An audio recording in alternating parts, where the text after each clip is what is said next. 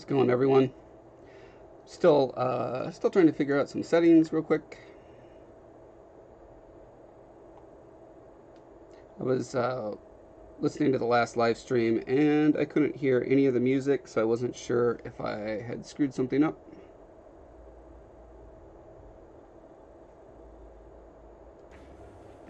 Test.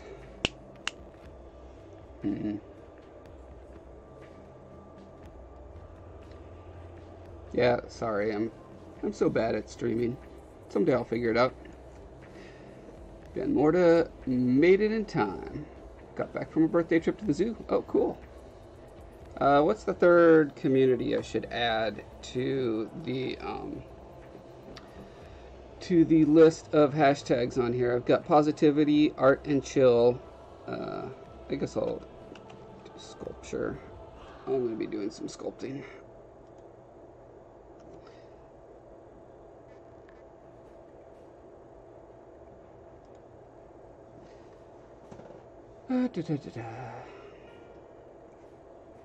Hey, Van Morta, can you hear music and me?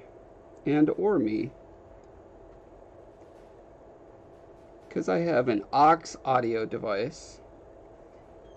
I don't know what that is. I think that's my microphone. I hear you. Oh, Heather can hear me. I've got a desktop audio device. You hear just me, okay. Because I see the little thingy things moving as though music is coming through.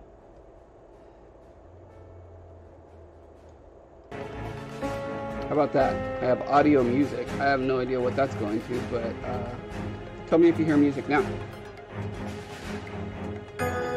Today I want to finish up this page of illustrations so I can get it sprayed and set. Otherwise it smears around in my sketchbook. Okay, tell me what the music is like sound-wise as well, because usually it's supposed to be at like negative something. I'm going to put it to negative 20. Tell me if that is the right mix. We got this super cool mechanical pencil from Japan. It's the smallest, finest, can you even see that, 0.2 mechanical pencil that I could find. However, it's also super finicky because it's really hard to work with graphite rods that are 0.2 microns or whatever. Can you see how small that is? Oh no, because that'll blur out. Anyway, it's super duper small. Like this piece that you see right here, that's just a metal sheath around it. The graphite is even smaller. It's like a little needle. Sigrid, hello! AJ says the music is perfect. Welcome, Aletha.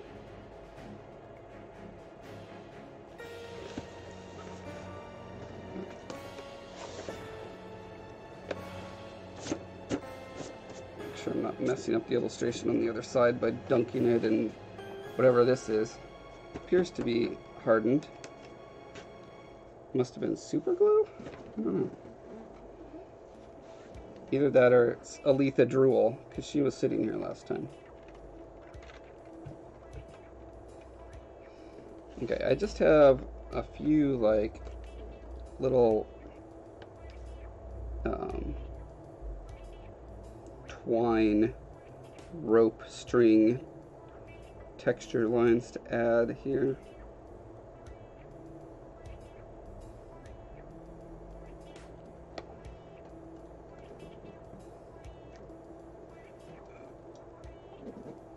Move the camera to this side because I realized if I'm illustrating, my hand's going to be in the way if the camera is in its normal spot. So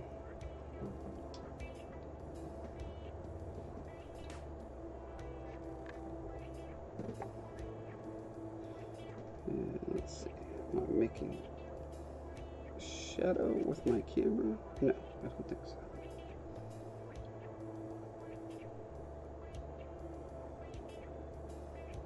There we go. Now the question is, will all those fancy lines go away in a matter of moments? sure hope so. I'll probably get this light in a better spot. One moment.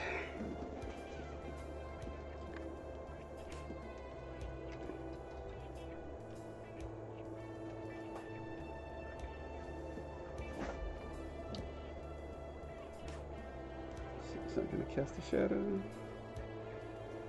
That looks pretty good. And it makes my hair look super bleachy. Who doesn't want super bleachy hair?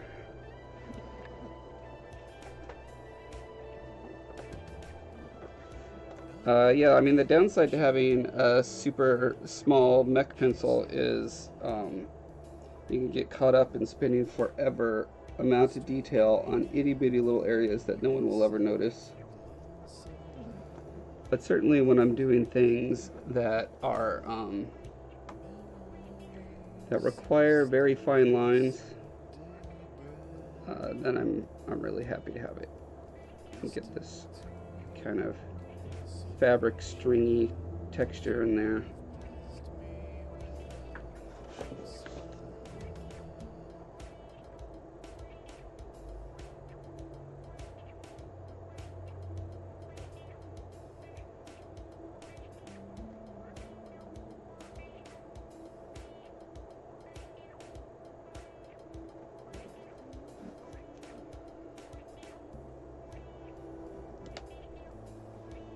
About 5 a.m. for Janae in Japan. Well, that is no excuse. She better still be watching. Oh, and look, that stupid yellow thing is still there. Go away. Okay, and then it goes to this white thing, and then eventually that goes away. I think that's the rules. If I was good at anything, I'd be able to figure out how to make it so that display just never shows up. But when I cycle through the display modes, there's no display mode that has no display. For whatever reason.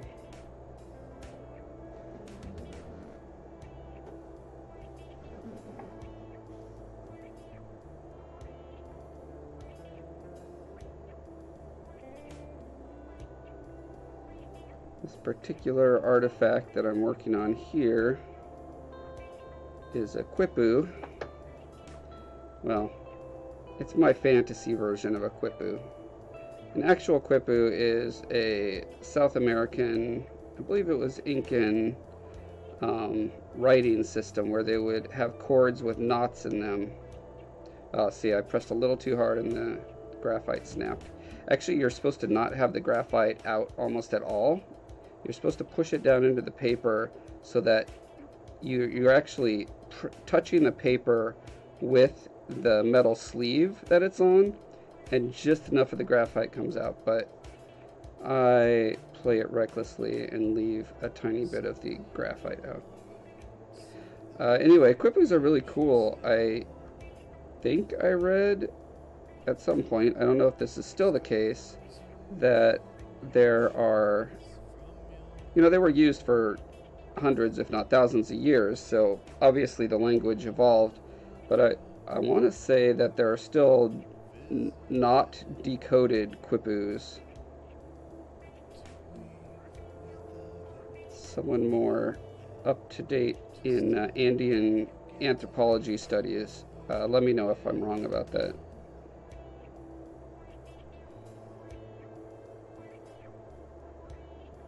Yeah, we need to decide if we're still going to call this a quipu or not, or if that now counts as cultural appropriation. Certainly I feel like it's different enough. Like an actual quipu, I'm going to show you one actually, because I want to see one myself again, just to make sure I'm hitting the target that I'm going for, which is to be kind of like it but not exactly. Oh, there's only one P in quipu.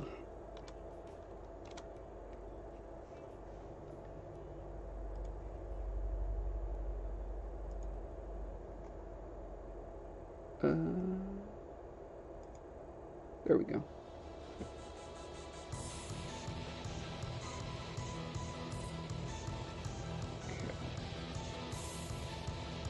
Okay, so here's a counting system. Looks like.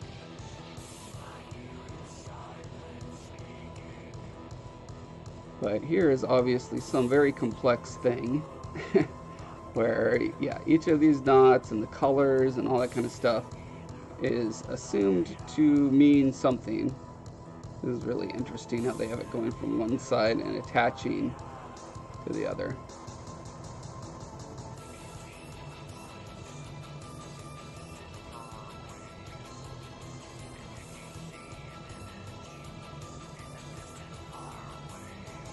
There's coding. Reading codes. Oh. Although you always got to be careful. There's a lot of pseudoscience around anything that's mysterious, and people are going to say, oh, this is, you know, what the aliens were trying to, or whatever, you know. This was code to create a spaceship. Wherever there is unknown, it will quickly be filled in by hacks and frauds. Super interesting knots. Anyway, yeah, that's what an actual quipu is. And then here's what I'm doing, which is more of like a mobile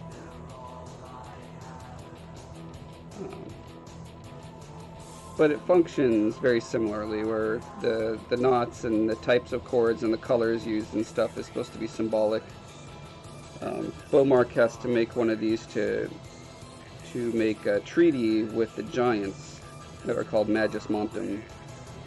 We're a very formal, structured culture and have a lot of very precise demands about communication.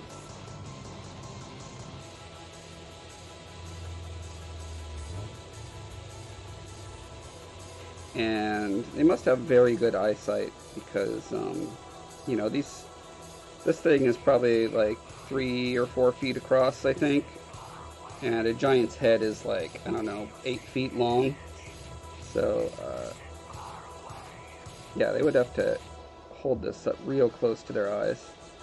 Although, you know, maybe it's one of those things where that's part of the pleasure of the procedure to them. You know, like stamp collectors or whatever, who have their little eyepieces out and they look for all the little imperfections or hidden things.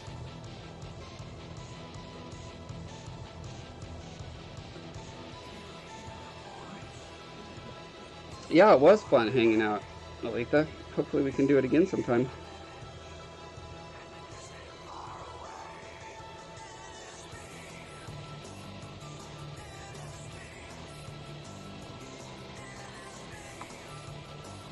One of the hardest things for me to balance as an illustrator is working in all the itty-bitty detail, but then also having an eye for how the overall shading, the light and shadows over the thing would fall, because that often obliterates a lot of the detail that I tend to want to put in.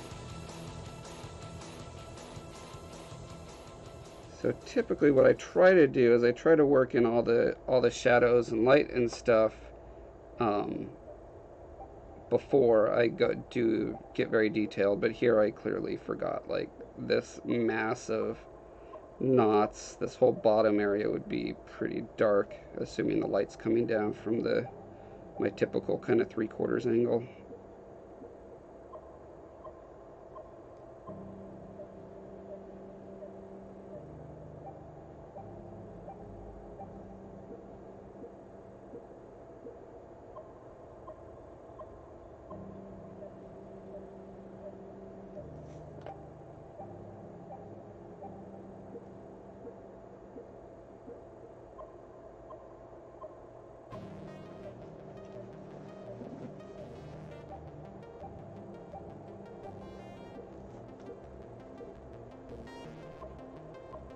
And then this whole section would be in shadow because this big knot pile is overhanging it.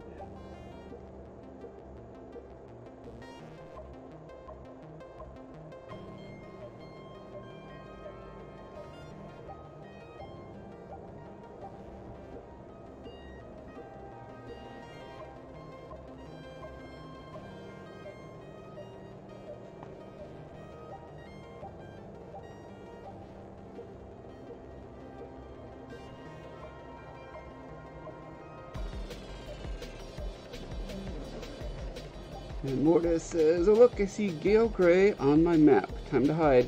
Uh-oh. What, is she gonna curse you or something?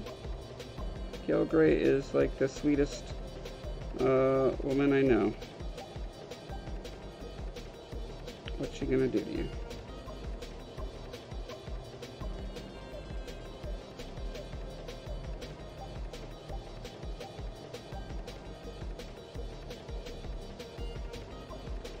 Also, this triangular bit here, I'm not going to spoil too much, but Bowmark was very clever in how he figured out to rid himself of a particular evil, while also making a peace treaty with the giants at the same time. I'll let you read the book to discover how. It has to do with this triangle.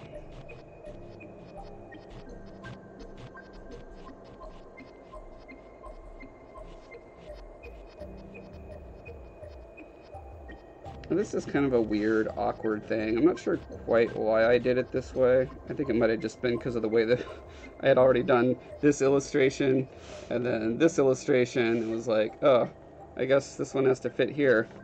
Which, I mean, I could have oriented it. You know, obviously I orient things however I need on the page in order to get my stuff in there. But decided to have it like partly up a wall and partly like slack on the floor. I don't know why I did that. Barrel Rider Ow is following. Hey! Welcome, Barrel Rider Ow!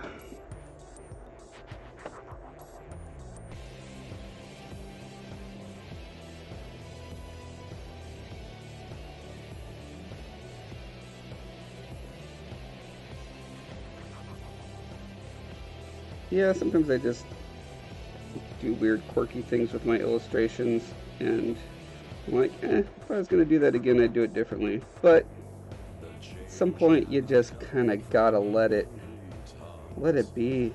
Especially when I've got literally hundreds of illustrations to do for these books. And I would love to have them out sooner rather than later.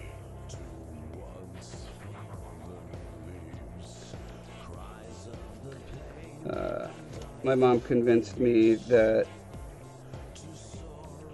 what we should do is we'll release this super illustrated version of the Scarred King trilogy, but then the other books will release the original version without a ton of it'll just have a cover illustration and maybe a map or whatever, but then we'll do a like second collector's edition later after I can, I'll take my time with the illustrations, and whenever they're done, that's when the illustrated version will come out, because for the most part the illustrations are somewhat superfluous. They're just there for world building and like getting across the vibe of the world. So I'm really happy for the first trilogy we're going to have it like this, so it will really set the style and tone that I'm going for in the world. But yeah, for future books it won't be quite as important. Cardboard Arm Man! Cardboard Arm Man! What are you doing here? Sorry, it's hard to say that name.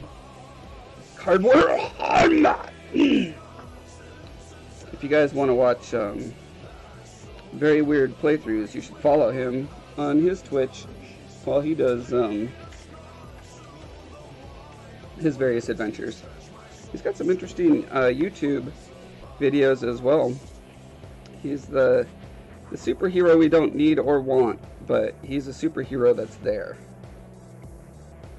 At least that's what I've gathered from his videos.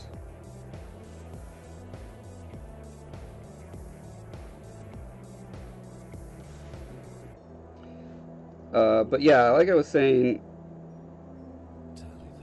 illustration's not totally needed. Here's the thing that I don't like about that plan, is that a lot of times the illustrations will actually inform the writing to some extent, where it's like, I mean, here's a perfect example. This is just called a quipu in the book, and it's not like if you know what Equipu is, you're going to get a very different image in your head than this picture provides. And is that a big deal? No, that's not a big deal. There's probably bigger deal ones where, like, doing the illustration brings up problems with what has been written, because, you know, in your imagination you're filling in a lot of gaps with your mental shortcuts, your heuristics about the world and what you assume it's like, and sometimes that's just wrong, doesn't work for logistical reasons or thematic reasons. And so for all those reasons, the more illustration that I do before the book comes out, the more we catch those and are like, oh wait, actually this creature should probably look more like this or that. Morgarten! Hey! Welcome, Morgarten! I had forgotten Morgarten was on their way. Just kidding, I had no idea they were showing up. Man, great day for me so far. I got 3 follows already. I must be doing really well or something. Is it because my drawing is just so on point? That must be. I'm just going to assume that's what it is. Either that or my hair looks extra pretty today. I mean, it looks pretty popping with this light. You got to admit, right? Look at that. Look at that sheen. Whoa, I look like a golden god.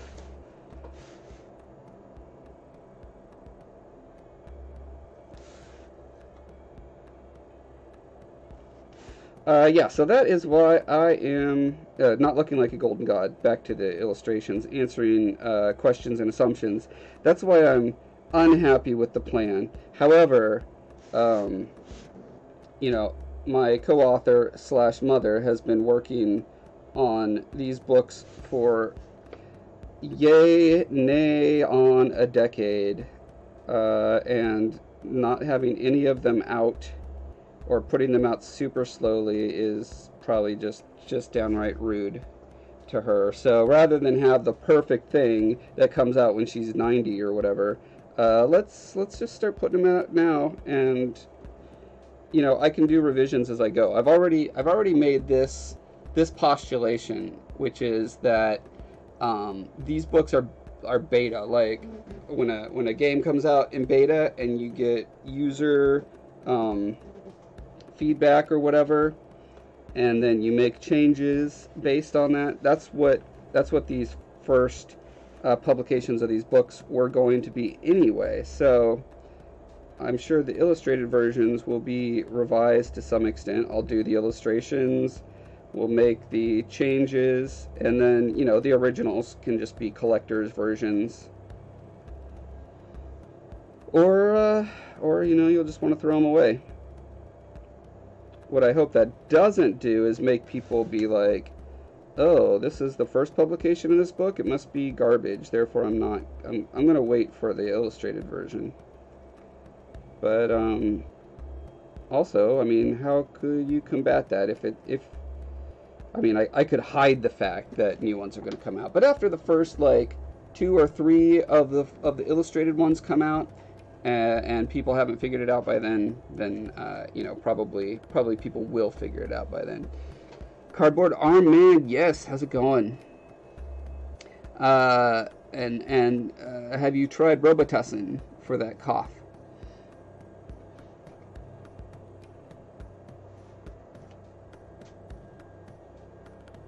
She was in Gail Gray was in Van Morta's guild for a few years. Nice.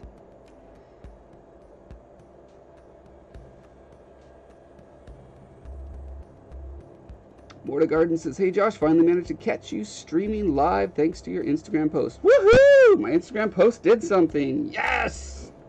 Yes! Okay, let me ask you a question. How did you find my Twitch stream? Did I write it down on that one? I can't remember. I know I haven't been able to get a link. Like, you can't just tap on a link and go to Twitch, as far as I know. Probably because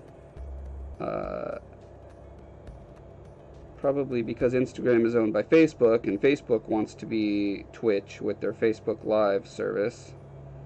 It's not going to happen, Facebook. You should stop being idiots. But, yeah, I'd love to know how you got over here. I'm not making excuses, Alita. I'm working on it right now. Literally, I'm working on it right now. Can't be one of those slave drivers who's whipping the slave while they're putting ore in the minecart. Well, I guess you could be doing the whipping and just saying, faster, faster!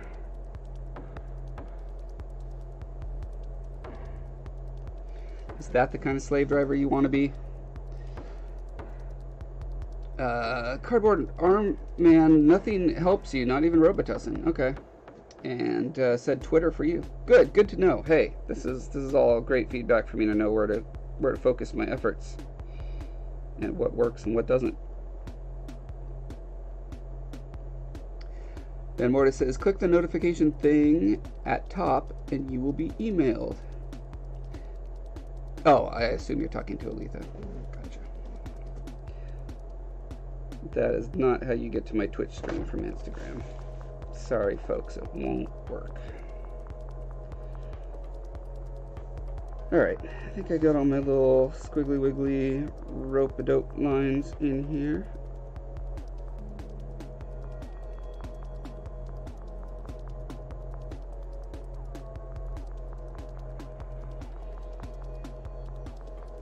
Okay, so I have two ways of adding highlights. One that I've already done on some of these illustrations, you can see. I use this white gel pen. It's a jelly roll, also from Japan. Yeah, and so I'll usually kind of block in the highlights that I need and then count on coming back with a brush to finesse those later. The annoying thing about the jelly roll pen is you always need to like get it going first and continually refresh it on the margins of your page or, you know, on the tablecloth, wherever.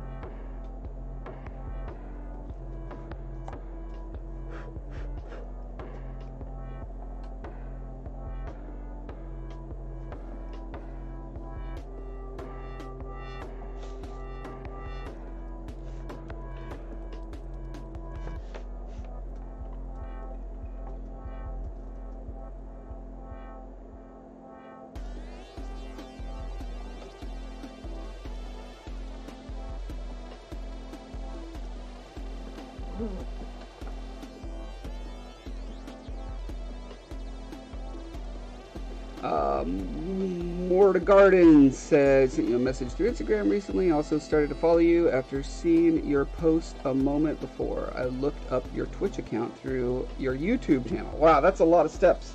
Thanks for letting me know that. I don't even know how to get my messages on Twitch still. I've done it a time or two.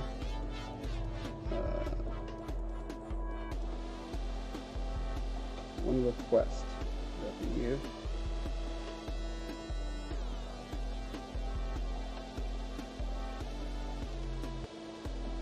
Oh, are you Satan Speaks? For some reason, I didn't get it until I clicked on something I did not expect it to do. Cool. I will check out your message. It's on my phone screen, so next time I open it, I shan't forget. Let's see. Highlights. Yes. I don't feel like most of the highlights here are going to be a little too fine for this fat pin thing. There's maybe some I can do here. In general, in most forms of art, I find starting with the biggest tool you can to cover the most surface is a good way to start, unless, in this case, it often kind of accidentally blobs over stuff, and then I have to go clean up around it.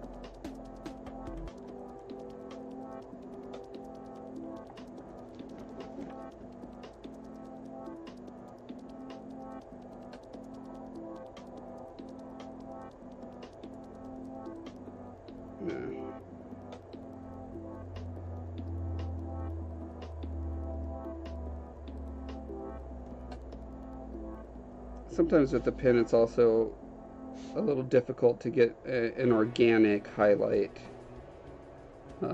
It's really great for mechanical things where you need like one equally width highlight line, but when you're doing wood and rope and stuff, you need the highlight broken up a lot.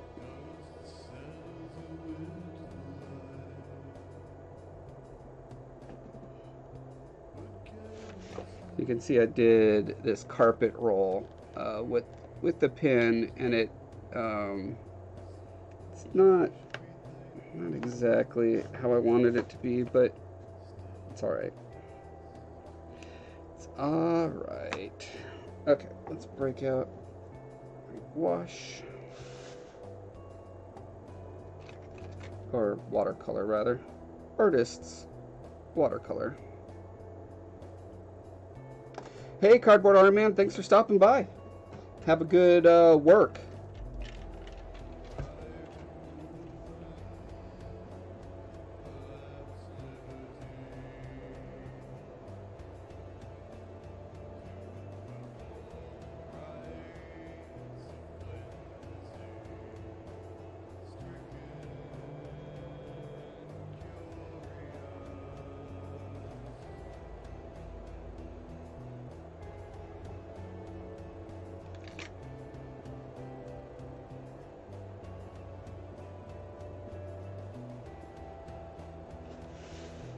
Alright, so the wetter the brush is, the more translucent the white is going to be.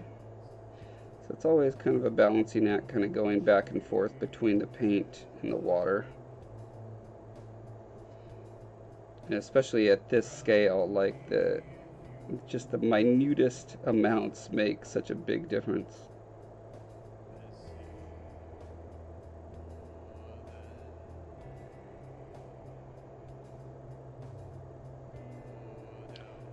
And if you work fast, you can kind of get the paint down, and then if it's a little too thick, you can go back with mostly water on your brush and pick up some of that paint to redistribute it.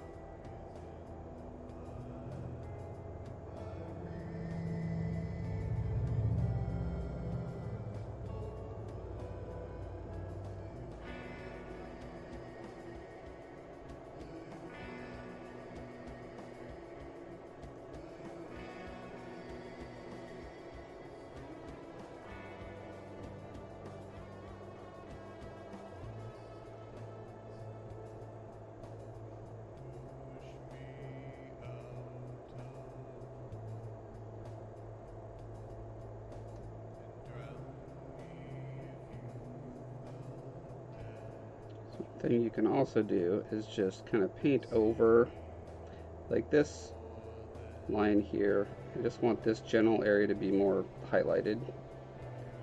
You could just paint over the lines and then just go back in and redraw the dark lines where I need them.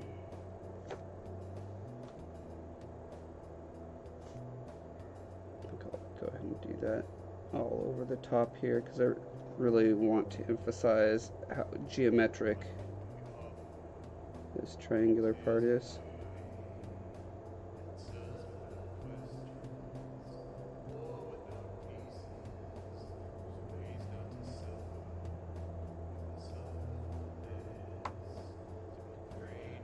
What I should do is just switch to a bigger brush for this. But man, that like lazy momentum thing, I assume most artists suffer from this as well. I don't know, but that, like, when you have the tool in your hand, the hesitancy to go and get another one, even though you know it's going to save you time in the long run, you don't want to go through the effort. You know, the like literally 5 to 10 seconds of digging out a thing and getting it.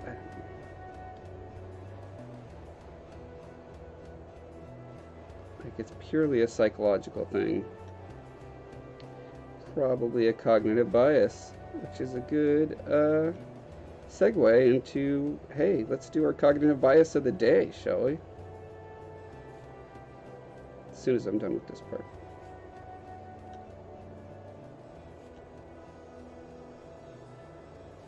I looked that up, and that'll give this area enough time to dry so I can go in and reestablish those lines. Okay. Cognitive bias of the day. To the rescue. Alright, we are still in the need to act fast category. The subcategory is we favor simple looking options and complete information over complex, ambiguous options. We did Life is Better effect, Occam's razor, conjunction fallacy, the Delmore effect. Oh, and I already forgot what the Delmore effect is. Drat. Let's find that out real quick. The ones that are just like named after people are the worst because like Dunning-Kruger, like why? Name it something memorable, you guys. Okay, our tendency to provide more articulate and explicit goals for lower priority areas of our lives. Okay, right. So if it's easy to do, let's focus on just fixing that part and ignore the harder, heavier stuff. Okay, fine. That one doesn't sing to my heart the way that other ones do. Law of triviality? I think that's what that says. Sorry, my screen's kind of far away from me. Law of triviality. Parkinson's law of triviality is not the principle known as Parkinson's law, which is the familiar observation that work expands to use up the amount of time allocated to it. Boy, is that ever true. However, both principles were originally formulated by Cyril Northcote Parkinson, a British naval historian and author. Well, now I know what it's not.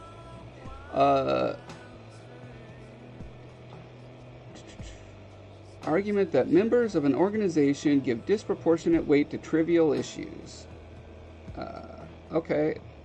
Oh, this is the bike shed thing I've heard about, I think. Let's see. Fictional committee whose job is to approve the plans for a nuclear power plant, spending the majority of time discussions about relatively minor but easy to grasp issues, such as what materials to use for the staff bike shed. Yep, okay. While neglecting the proposed design of the plant itself, which is far more important and more difficult, a complex task. So it's pretty much the Delmore effect. I don't know what the difference is between these two things, but okay, there we go. Law of triviality. We would like to do the. We're better at making the hard decisions when they aren't actually hard because the consequences of said decisions are fairly minor.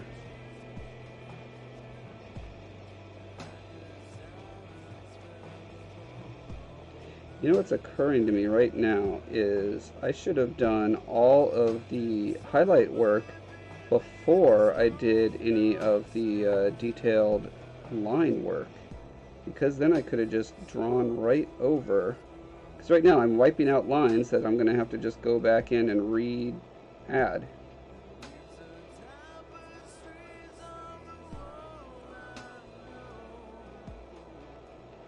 Live and you learn.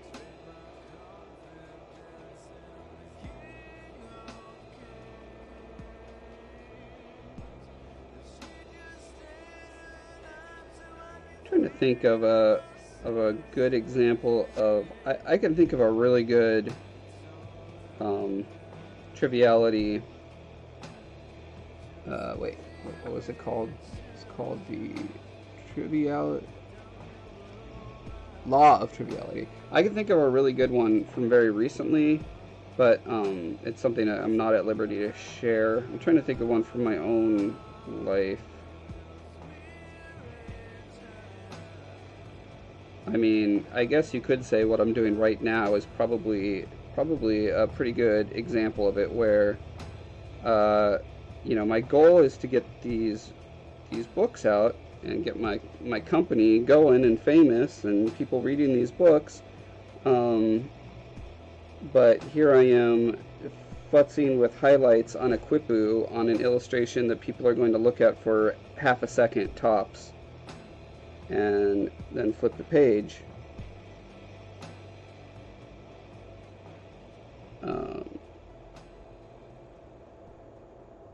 I think that's, I think the term, if you've ever heard it, the term rearranging the chairs on the deck of the Titanic, or something along those lines. I think that's an example of that. It's like, there's a huge issue going on. The ship is sinking. Nothing we could do about that, so we might as well rearrange the deck chairs and make them look nice.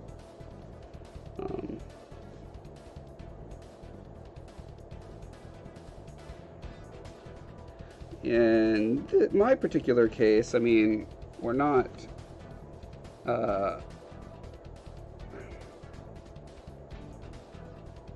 sinking. I mean, everything is on the upward trajectory. Right now I'm focused on building the platform, which is getting people to know who I am and what I do, so that when I introduce my work and the work of my co-author, and eventually, you know, other artists who join Breath of Life, people will be excited about that because they know me and they know the kind of stuff I do and what I stand for.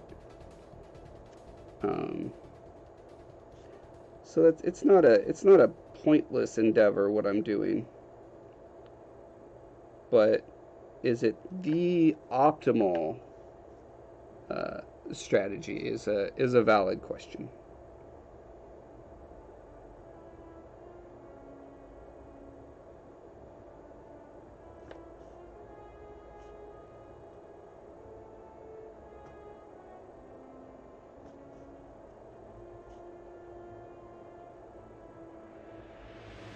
And I like asking those questions. I like asking hard questions and trying to answer them. Let's see. Frolikin K says, good evening from Germany. I'm glad to got some time for your stream because of the time shift. I started to watch some of your vids a few weeks ago and really enjoy to see the journey of this family project through the growing world of Talifar. Well, thank you so much, Frolikin. And Sigrid is from Denmark. You guys don't fight. Yes, the time difference. That's why I tried it. That's why I have one that's like very late in the evening, and then the other one is kind of in the middle of the afternoon. I figure that gives the most opportunity to the most people. I mean, if I wanted to be really serious about it, I should do one at like 3 in the morning. And I have done that before, occasionally. Do bonus streams for Europe and Australia and Asia.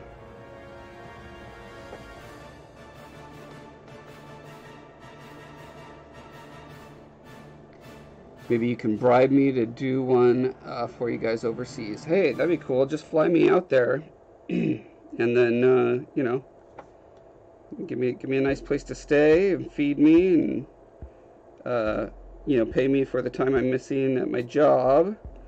And yeah, I'd be happy to come over and stream for you guys. No problem. And I could speak German and Danish. Oh, that sounds like a good plan. Or should I say, 9.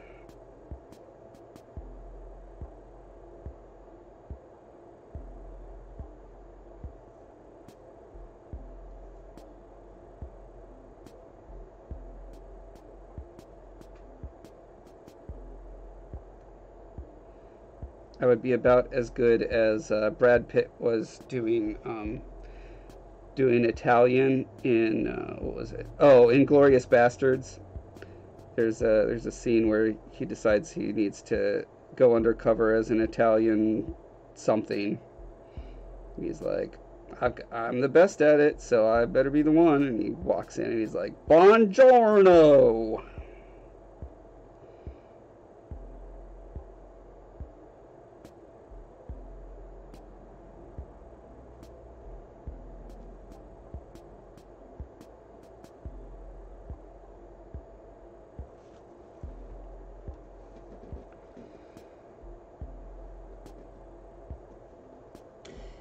Yeah, that probably would ruin my sleep rhythm a little bit if I was doing it for every part of the world. But I mean, the thing is, it's not uncommon for me to be up at 3 in the morning, my time.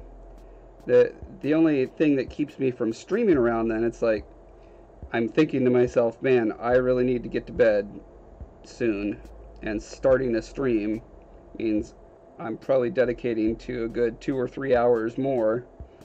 And then after that, it takes me an hour or so to wind down. So that is why I do not give Europe the love that I should. I remember when we were doing the Gamescom in Germany, before Guild Wars 2 launched, we had a big like event where we were at Gamescom. And we wanted the press and fans who were there playing to, be playing in as big a world as possible. So the whole company stayed up for like 4 or 5 days. We all did the graveyard shift where we came in at I think like 7 or 8 p.m. and stayed until 5 or 6 in the morning. They brought in coffee carts and food carts and stuff like through the whole time to try to keep us in the game. It's one of those things where you look back at it with fondness, but while it was happening, it was just absolutely miserable.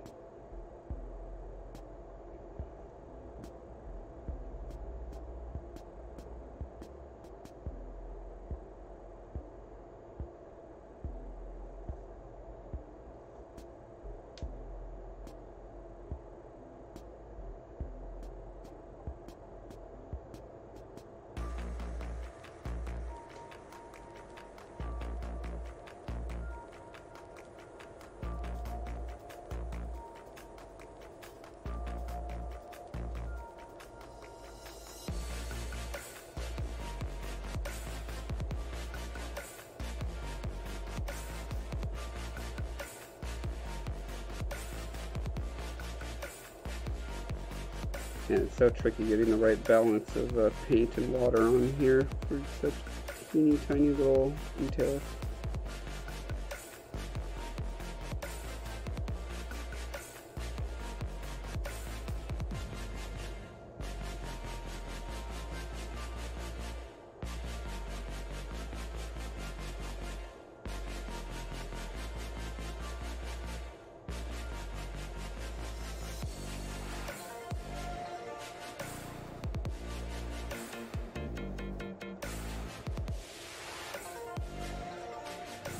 Josh, why would you skip Grubnoch, Denmark? Would love to hear you try to pronounce it. Yeah, that's my attempt. Grubnoch. Well, that almost turned Australian at the end there for some reason. Or no, that was more like Scottish at the end.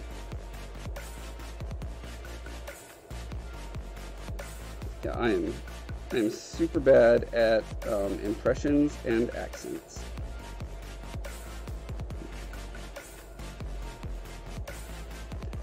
Which, I don't know, I mean, makes them extra funny to some people.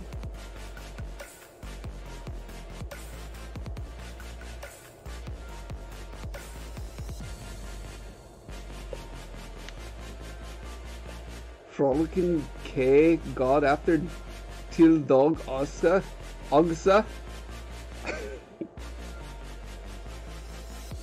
How different is the Denmark language from Deutschland?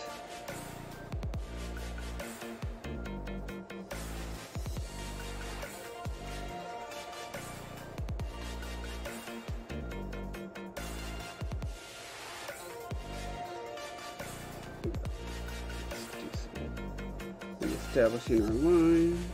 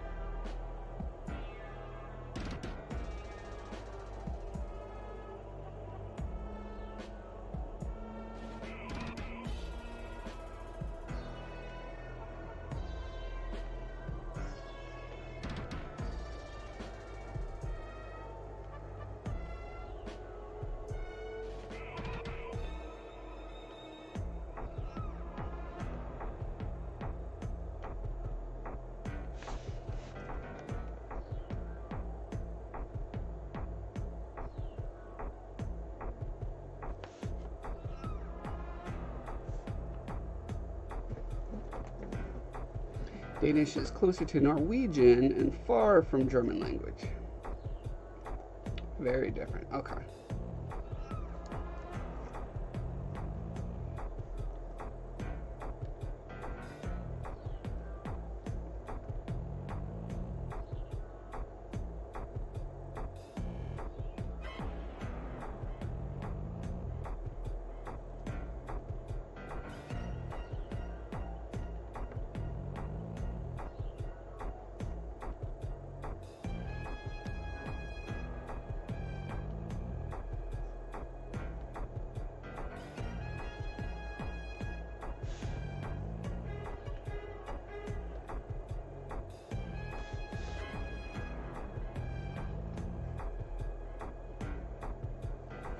No, I think that one's close enough. Let's do some bookwork.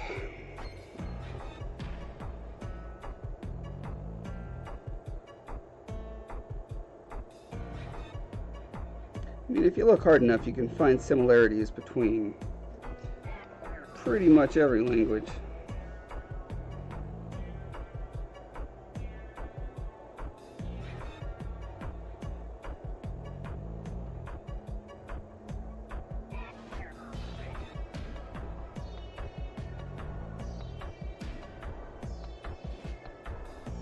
I was listening to a, can't remember if it was John McWhorter's podcast or his Great Courses lectures, but he was talking about the people who try to find the language, like a purported language from which all others come, and the various leaps of imagination they have to take, and how they will kind of focus on similar sounding beginnings of words across, all languages for things like mother, or, kind of really prototypical words that you assume that any language speaker would have. It's a fun exercise. Dottie B, hello, hello. Welcome.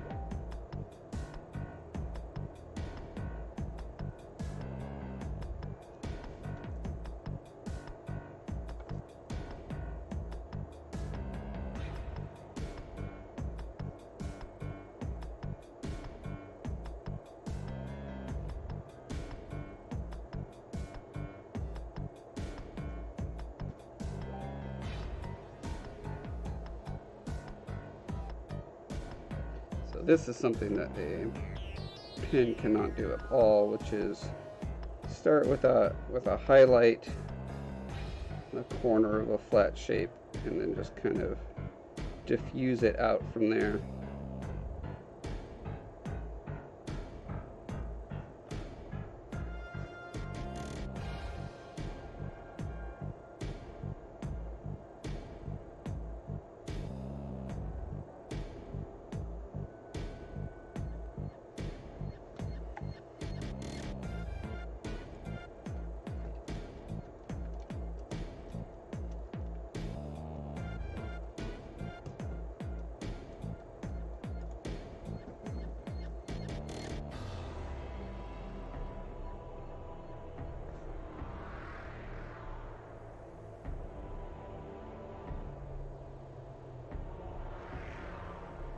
Generally, when you have a light kind of above shining down and hitting a flat surface, you're going to get some of that diffusion where it's brightest up near the light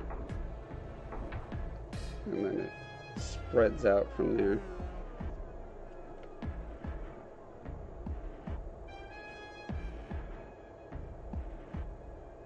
Again, it would have been better to have done that work before, that kind of broad lighting work, before going and doing all the little details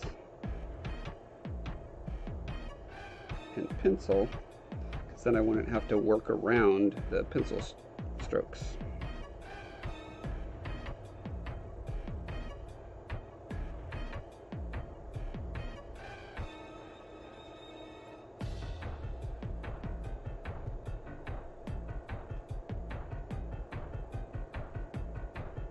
And then the other thing I'm trying to account for at the same time as of the light coming is the surface quality and color. So like the edges of a book tend to get discolored, especially leather or fabric bound books, because you're leaving behind oils and dirt and stuff from getting touched.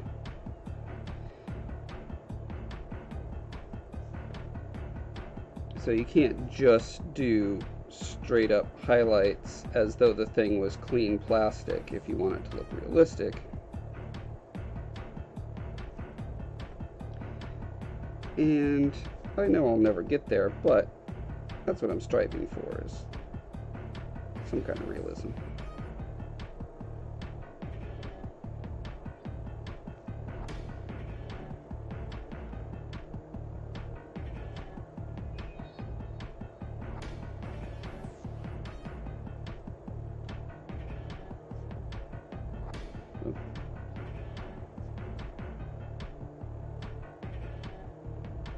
Yeah, it's too much paint.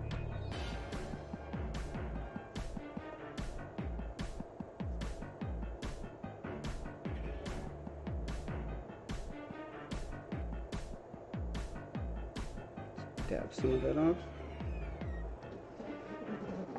Hey, good night, Cedric. Thanks for coming by. Appreciate it.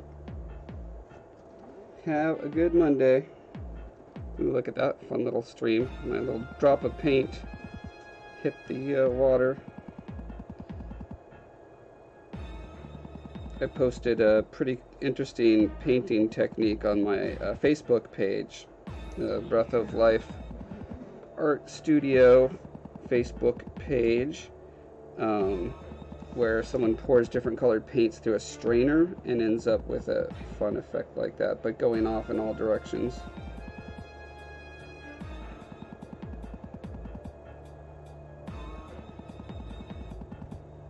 Oh, that reminds me. Let's see, Nightbot. I still need to fix that one thing on Nightbot, but can someone do me a favor and in the comments do exclamation point Zelda with no spaces? I want to see if that pops up the link. I think I finally conceptually understood what that links thing in Nightbot is for, but I need someone else to do it to confirm that it's working the way I think it's supposed to.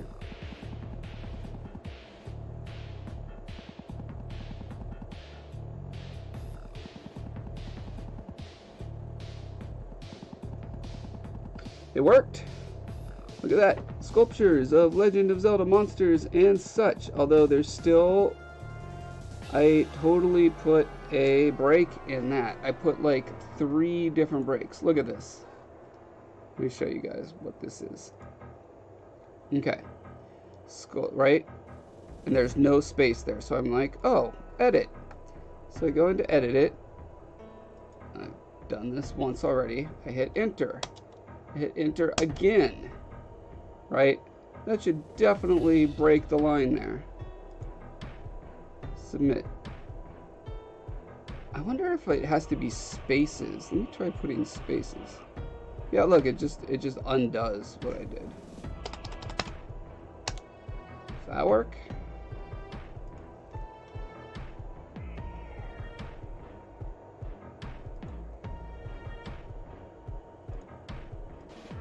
Alright, you guys, try it again. Let me know if it works. Spacebar, then enter. Yep.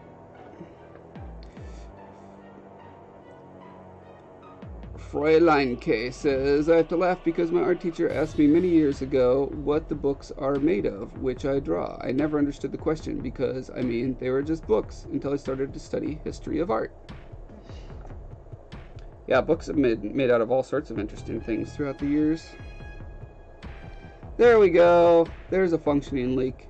And then, can someone click on it and confirm? I'm going to go ahead and do it myself, but I never trust what happens when I myself do a thing.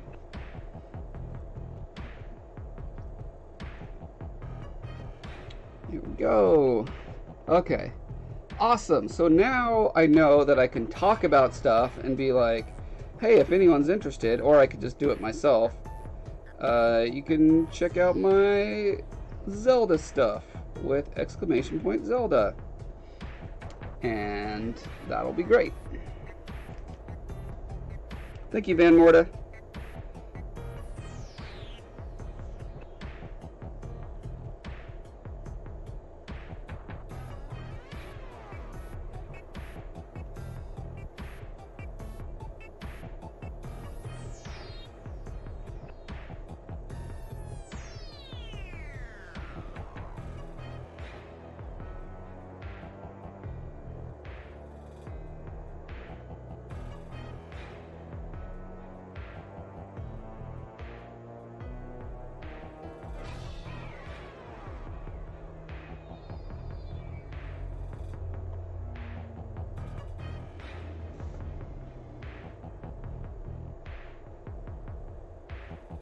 I'd love to be able to go in and pull out some individual page highlights.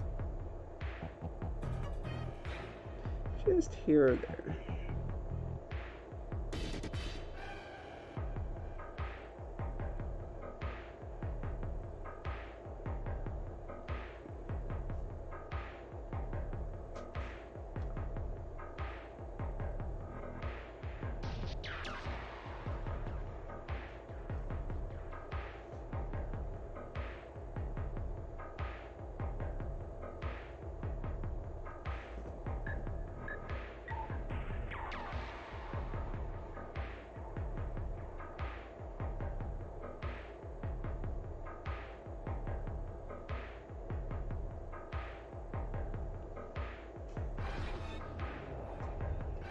Some subtle highlights on this back book. I don't want this to be too emphasized because it's in the background, and so if you go making it super jazzy, it confuses the composition. If your eye is drawn to a thing in the background, but because the paint I'm using is really watered down, it's going to fade into the graphite pretty quickly and just give a subtle, just a subtle impression of some kind of what's the word I'm looking for? Embossed leather look.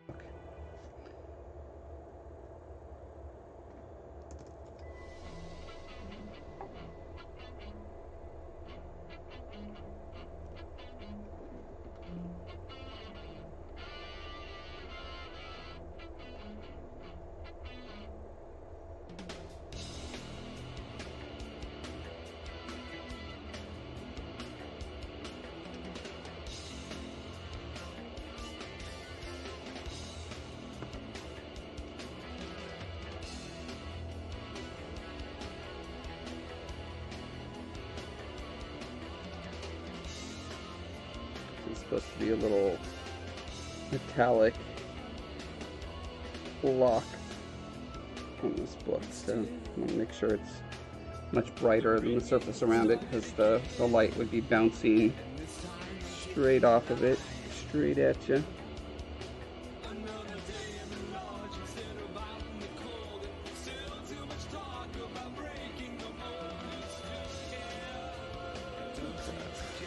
And let's work fire a little bit. I'm actually surprised how well I was able to fade the fire on here with just a gel pen.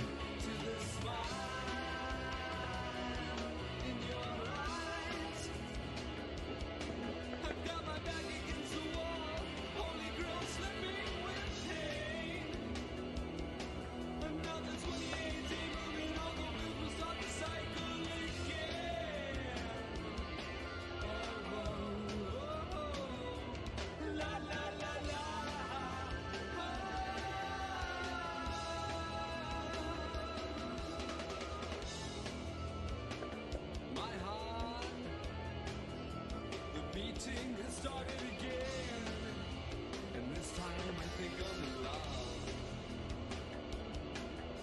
in love and alive instead of broken in three, and I still can't believe this is happening to me.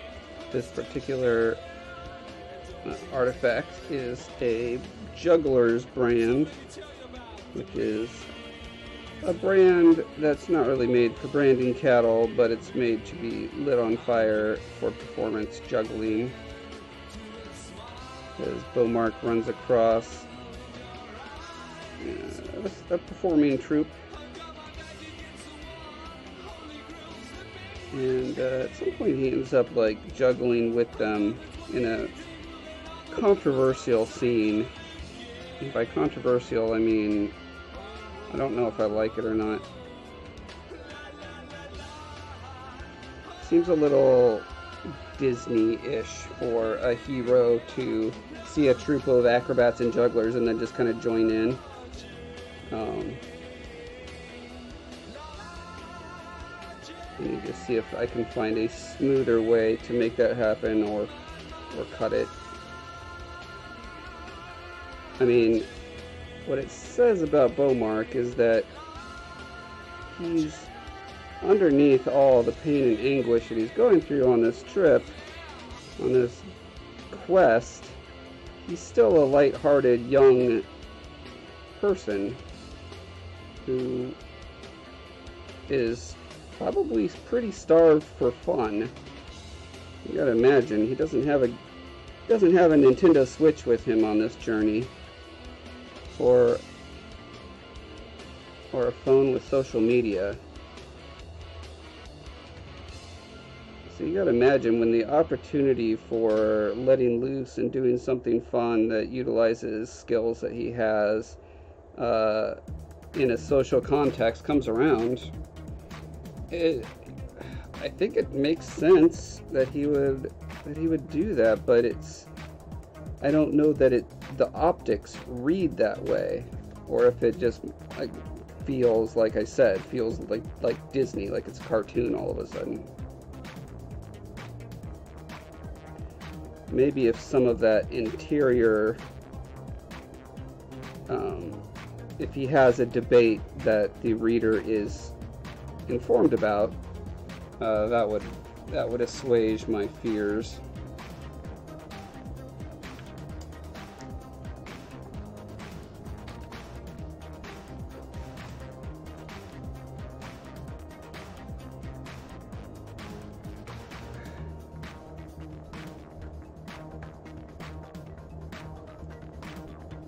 Go away, little bug. I don't want you squished under my book, ruining my page.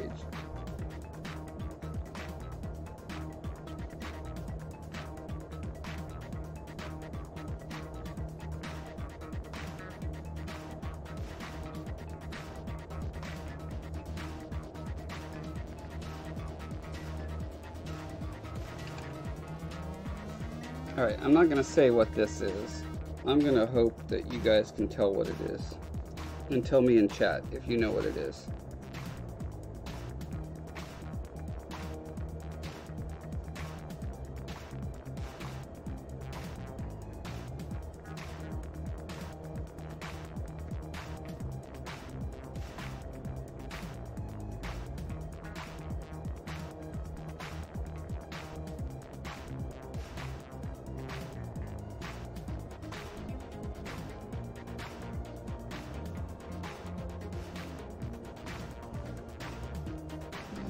Beehive. Van Morta wins.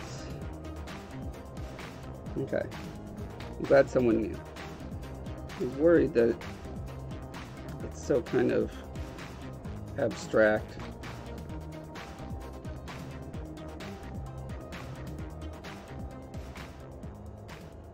This is for a chapter where Bowmark is trapped in this desolate wasteland area, and at the same time he's starving because he's under the influence of this technological magical device that drains your energy but gives you like super amped up strength and adrenaline and stuff. So he's like ravenous and he just busts apart this beehive and starts devouring it.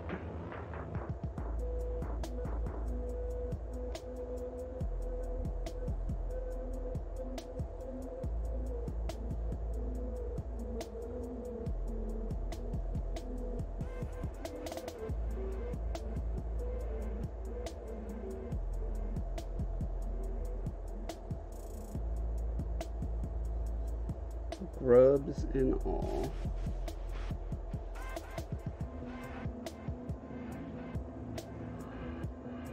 Which I imagine is probably a pretty nutritious feast. I suppose that's why bears like them so much. You get protein and sugar all at once. What a deal.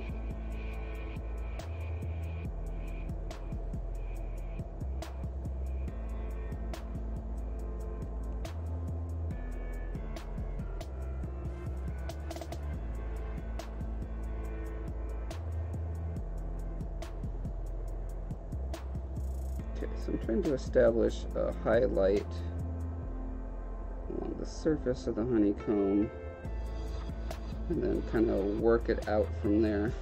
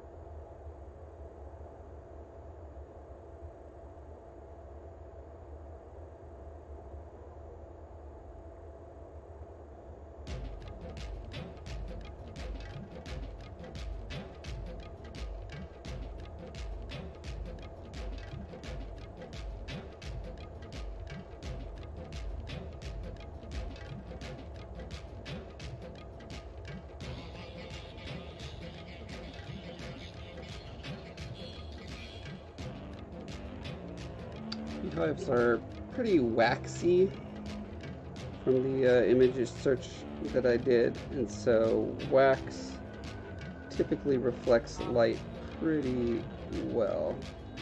That's why I want this like really bright highlight in the center. Plus it just compositionally it works really well.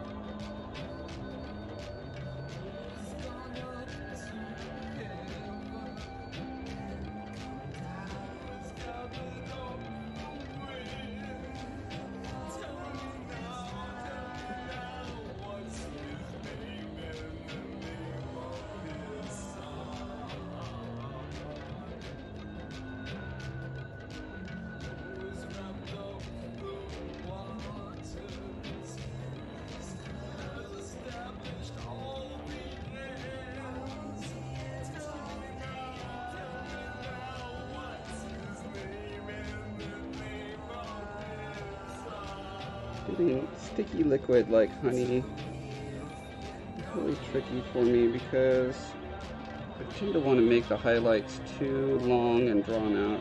If you look at photographs, you see that the highlights are usually very small little pinpricks.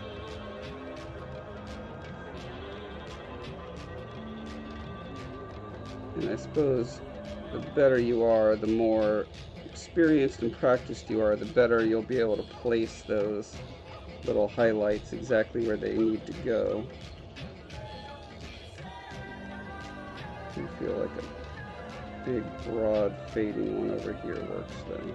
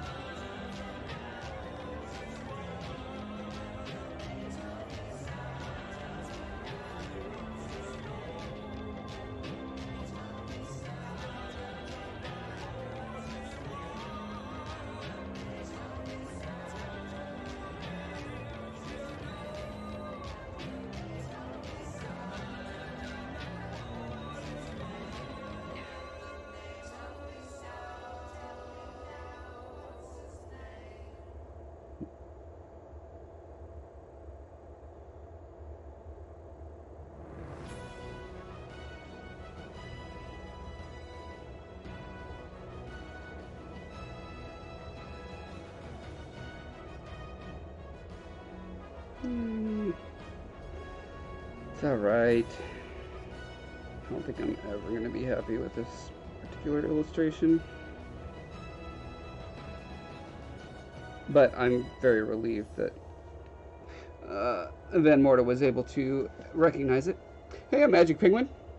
Is that a design for the Talifar-themed Honey Nut Cheerios box? You guessed it, we're doing a cross-promotion with General Mills right out of the box. Oh, that's what the promotion should be called, right out of the box. We're selling out immediately. Not even going to take our time with it. We've tried to go after those sweet Dorito and Mountain Dew bucks, but they're all tied up in video games. So I told them we've got a bit of the, similar market. A lot of people who like video games also like fantasy action adventure novels. But they only agreed if at some point Bowmark jumped off of a volcano, like an active volcano, into the caldera while chugging a Mountain Dew and saying, "Do the do." And we just couldn't find a way to get that into the story.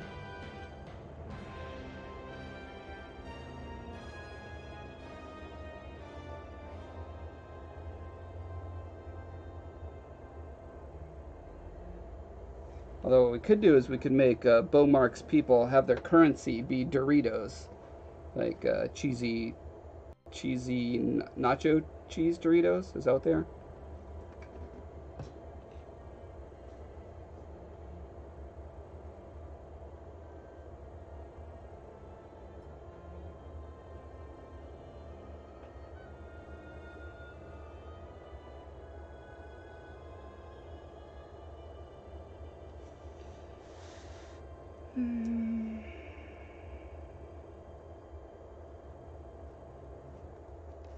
Yeah, I think that's fine.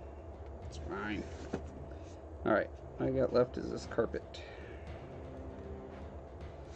which has some decent highlights that I'm probably going to ruin by trying to... See, I wanted these cross hatches that go this direction work, but these ones are a little underwhelming.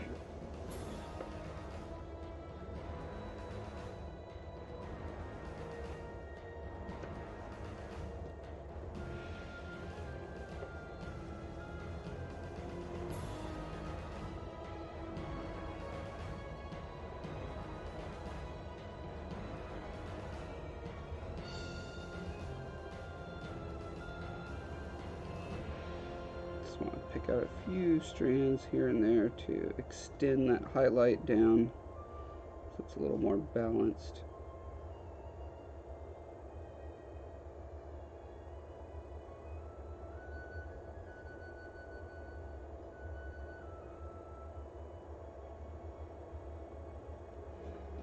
Yeah, that's probably fine.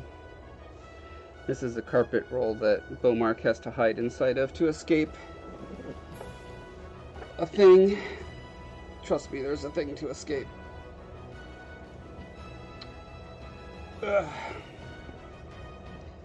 I have a weird thing popping up on my screen, a little glowy treasure chest. Can someone click on that? I don't think I can.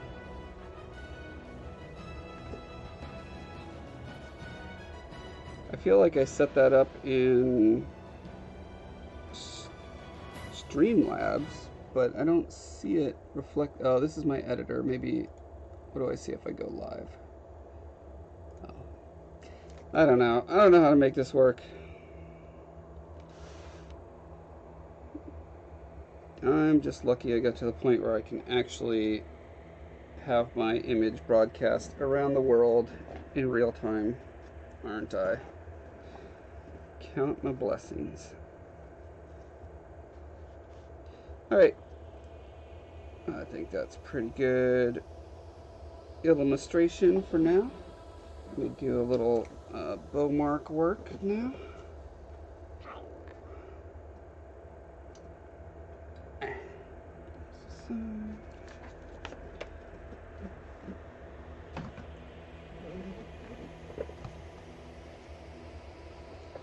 So last time I was trying to pump up these scars a little bit better.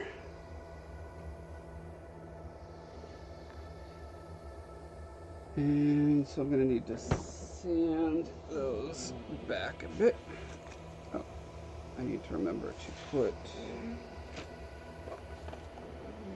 all my little illustration implements away. Last time I was doing this, I forgot to put them away in my little latch box.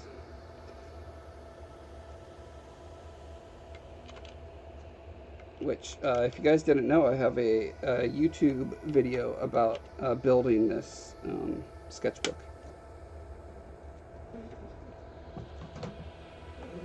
On my YouTube channel.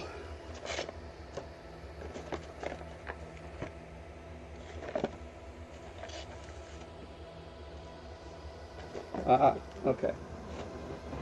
Well, I'm thinking about it because I will instantly forget if I don't do this right now. Let me go to a Nightbot. Let me add a command. Okay. Command YouTube. Okay. Cool. Let me go to my YouTube.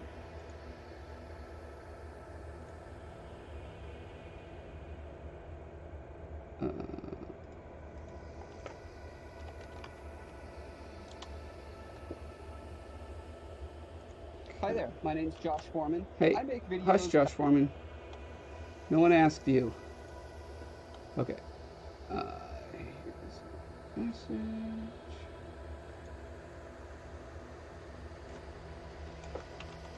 Subscribe to my YouTube channel. Okay, and then I'm going to go, oh, and I'm going to go, no, not enter, space, enter.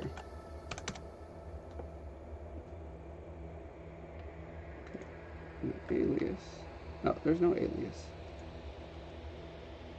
Path name is required. What?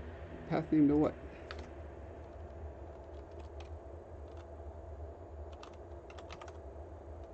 Is that it? There we go. Alright, you guys. Someone hit exclamation mark YouTube and see if that does what it's supposed to do. Okay, scars. The scar's probably a little messier than I wanted it to be. So I'm probably going to end up sanding most of it away.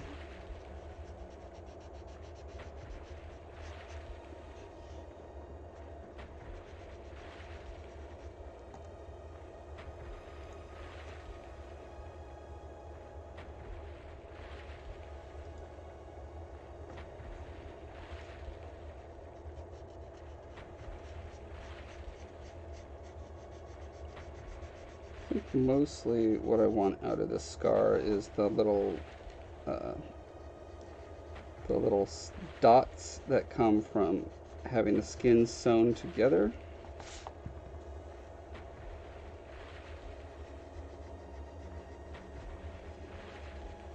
That are on the side of the scar.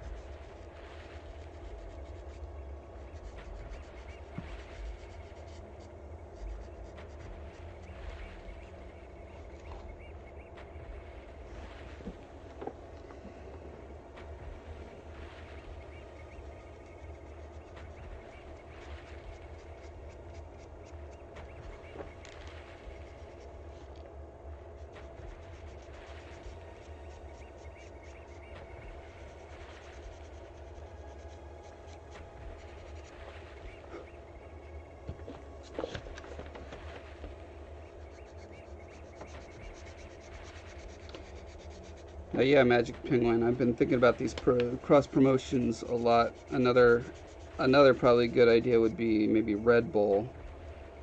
So there could be a scene where Bowmark is about to be captured and killed, but then he slams a Red Bull and flies off of the cliff, and he's like, "Red Bull gives you wings."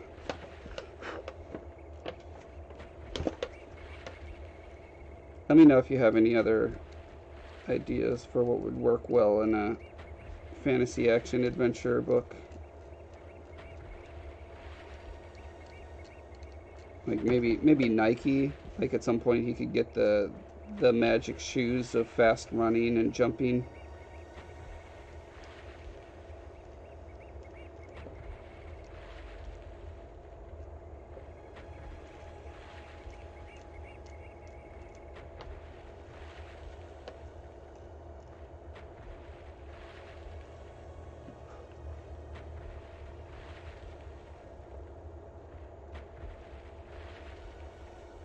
And hanging on to this top tattoo here with the claw scratches, scars over them. That was just a bad design choice. Maybe I should reverse that.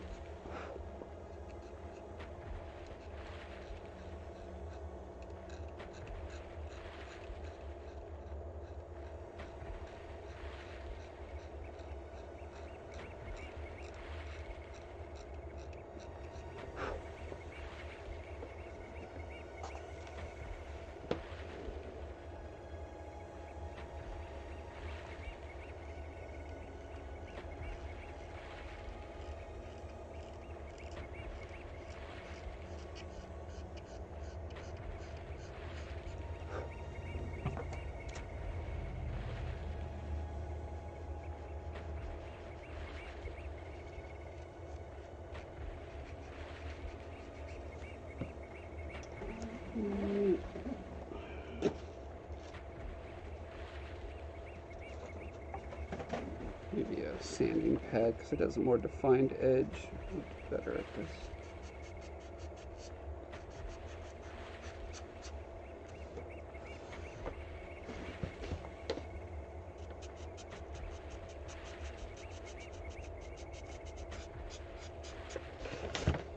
Yeah, you know what? I don't want to live with this decision that I'm going to regret for the rest of my life. I'm going to move these scars. They don't need to be right here.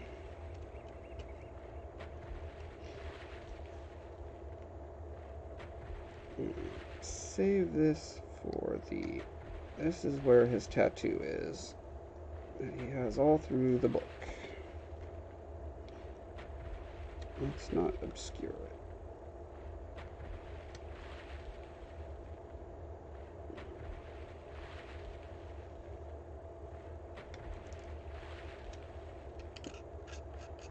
Which means I better make sure I'm remembering to do that on little Bowmark as well.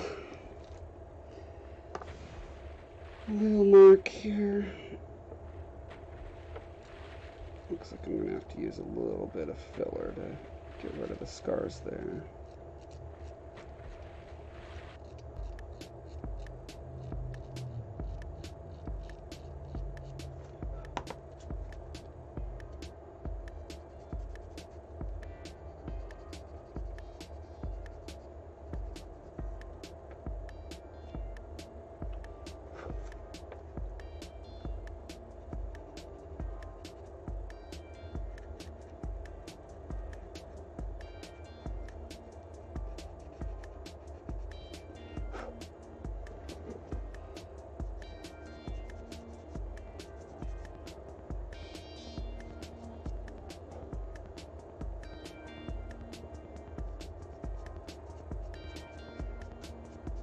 Question is, do I want to put those scars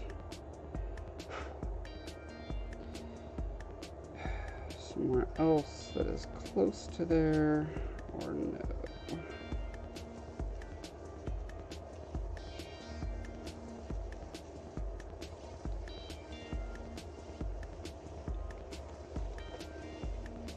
He's got his arrowhead tattoos coming off of his eyebrow there.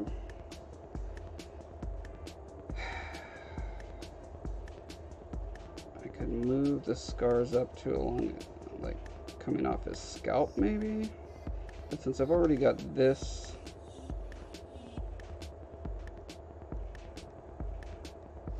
eye scar here,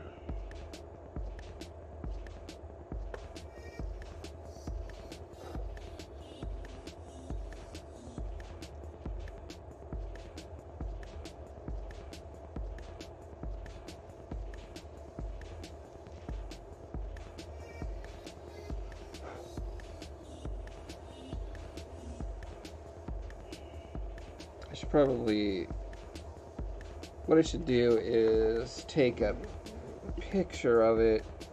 Oh, here's an idea. Let's use some technology.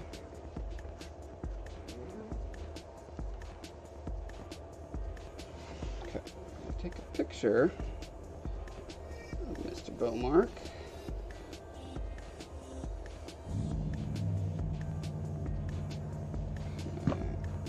Can I draw on that picture?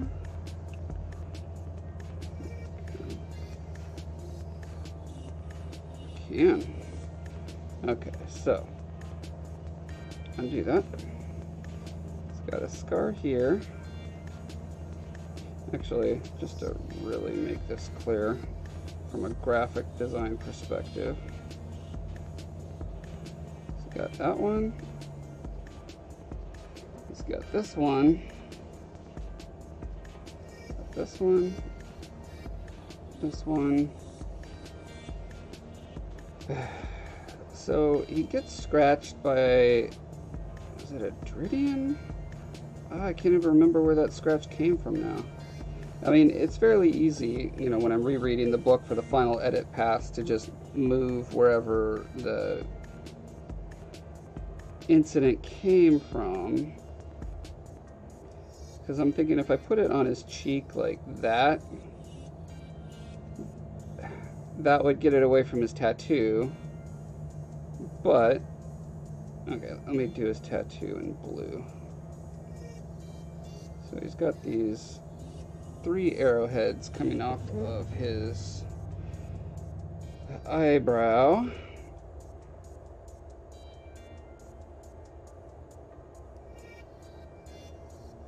Which compositionally that says, hey, here's an interest spot here that's going to draw your eye to be like, what is that unnatural form on his face?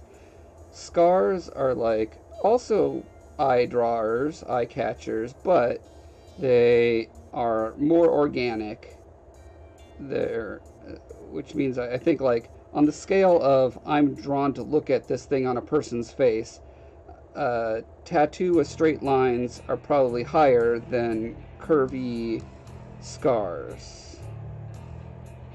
So I'd say the tattoo is like, and like it's a huge thing, like I don't know, a missing eye is like a 10 on the scale of my eyes are drawn to that and I have to look at it. Okay, so that's a 10. Let's say a tattoo is like an 8, and let's say a scar is like a 5, which probably is competing with eyes for being like where you want to look at a person.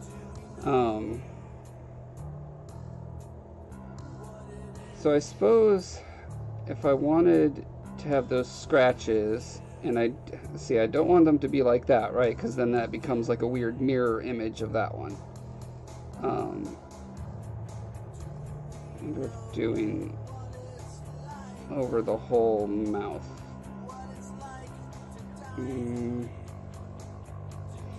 Not as big a fan of that.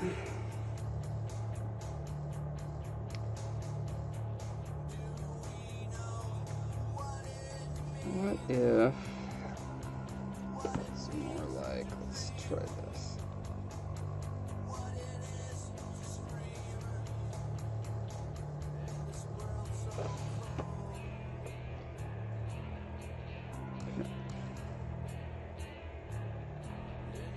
Got our tattoos. Scar. Scar. So if the scratches were more like that,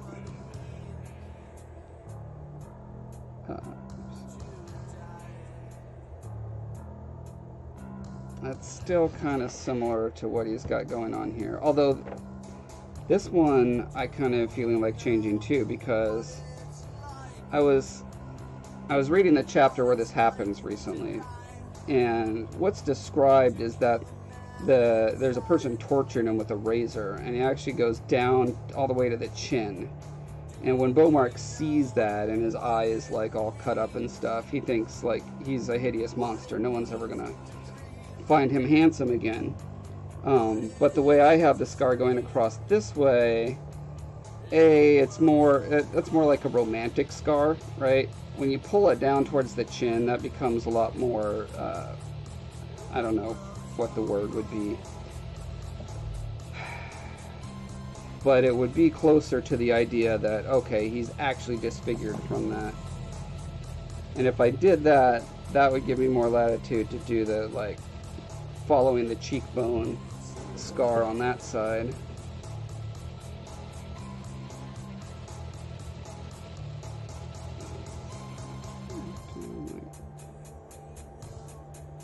Although, if it does curve down at the chin, then you're going to get this weird C-shape effect, right? I suppose I could pull the scar up more this way, and then it becomes like a weird S. No good answers here. I think I'm going to leave this one. And I'm going to go for the 2 here. I'll just make sure that they don't have the same angle as that. So, like, let's see, what would that be?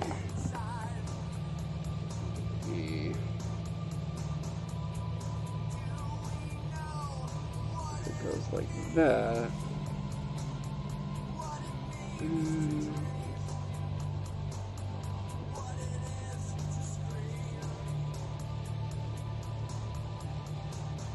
Oh, actually down there, that might be a better trick.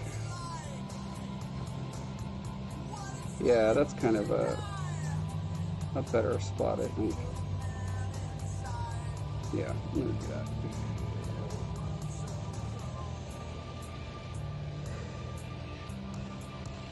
A romantic scar, yeah. I can't remember where I was reading it, but I was reading, I think it was a book where they were talking about, let's see, the 1800s in Germany, and how aristocrats would like pick fights with each other on purpose so that they could get into duels with rapiers, you know, thin, slicey swords, specifically so that they could get a scar on their face, because that was seen as the height of kind of the romantic manliness, was to have a big scar on your face. So they were incentivized to take insult and declare duels on each other for that purpose. And that it was kind of common knowledge that the purpose of the fight was to scar each other rather than to actually like kill each other or you know, defend one's honor.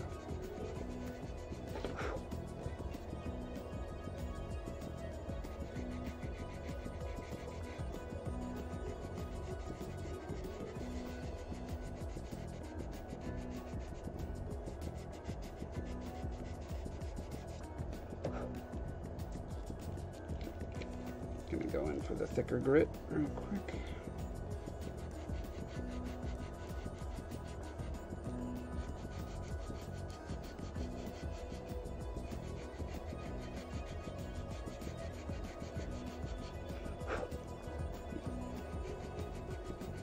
Yeah, I don't know why I ever thought it would be a good idea to put scars over a tattoo. I think what it was I had the tattoo designed, and then I reread the book, and the chapter where it describes where the scars were just happened to be where the tattoos were, and I was like, well, alright. Well, we'll follow what the book says. Not thinking at the time, oh, you know what? It's 100,000 times easier to change a couple words in the novel before it's published than it is to change the fundamental, you know, the design composition of your main character later.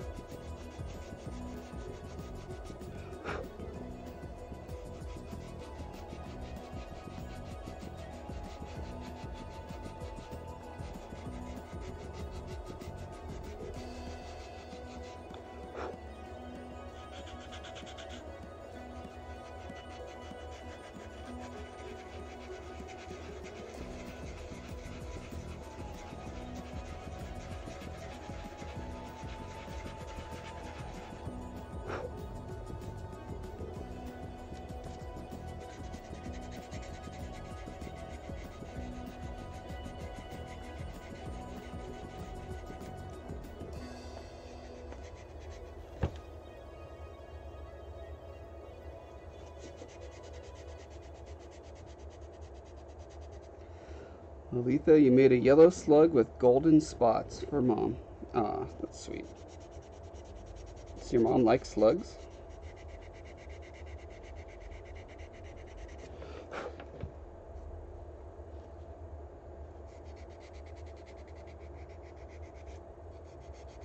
Unless your mom is like has a phobia to slugs, in which case I retract my statement about that being sweet.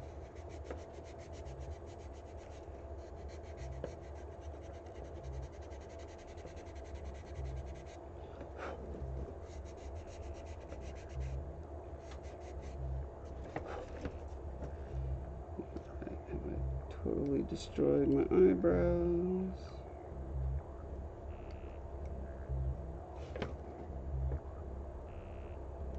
Gonna have to do another coat of primer to tell if I need to resculpt a bunch of eyebrows here.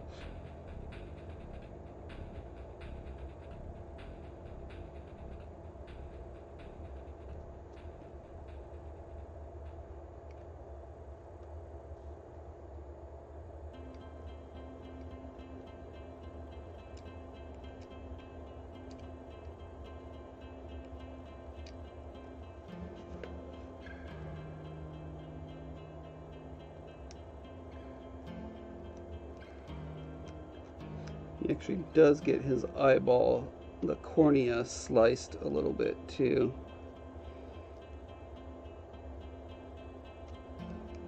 Which means it's important that the scar run all the way up the eyelid.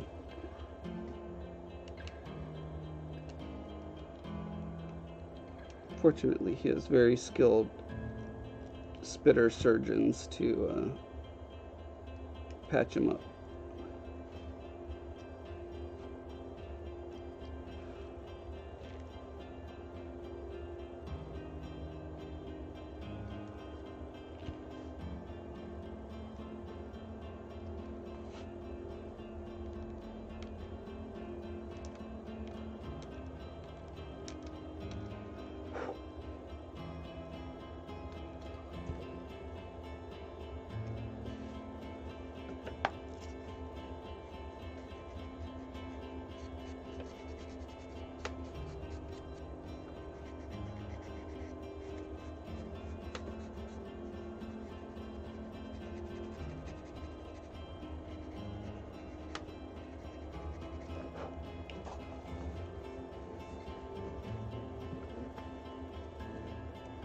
Alright, let's check out this slug. Aww, very cute. If you don't want the stuff to fall off, there is, where is it? No. I have it somewhere. There's polymer glue, that like you can just press between your parts, and that makes sure that it bakes on there super solid. You could even do multiple bakes, right? You could do one of just the body and then add a little touch of the glue to all the where you're going to put spots and eyes or whatever.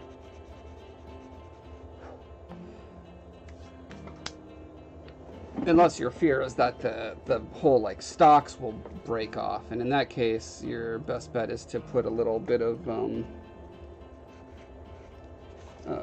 wire in there.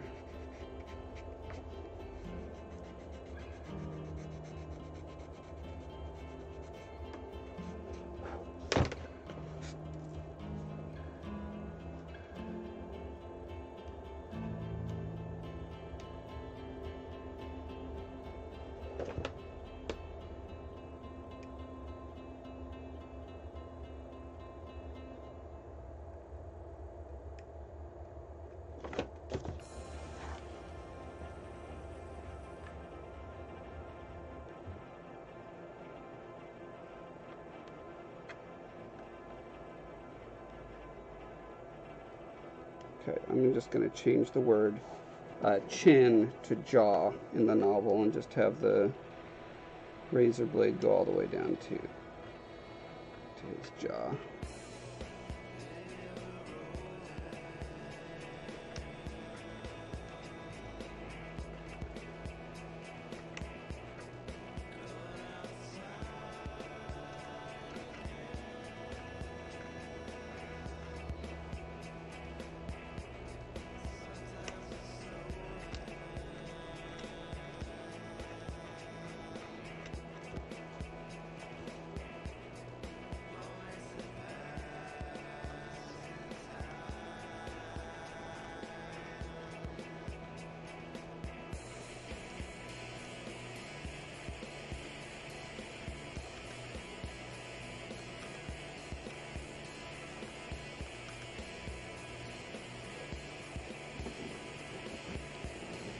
Might droop a little.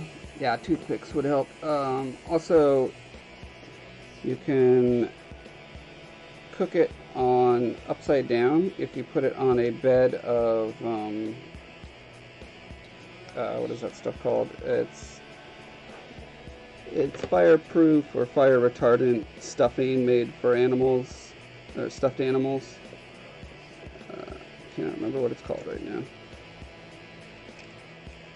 I mean, it doesn't even have to be upside down. It could just be on a bed of that fluff, or you can use that fluff to, like, you know, as cotton balls, just rip off balls of it and put it underneath stuff that you're afraid is going to droop.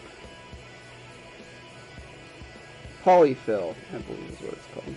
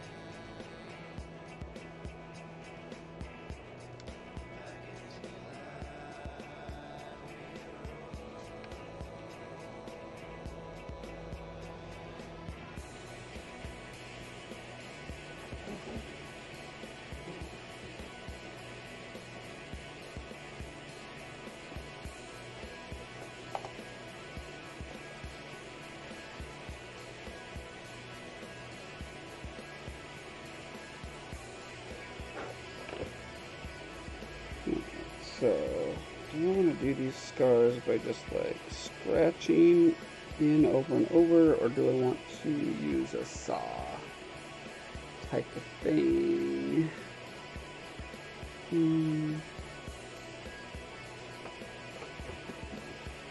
I think if I did use a saw, which one would I use?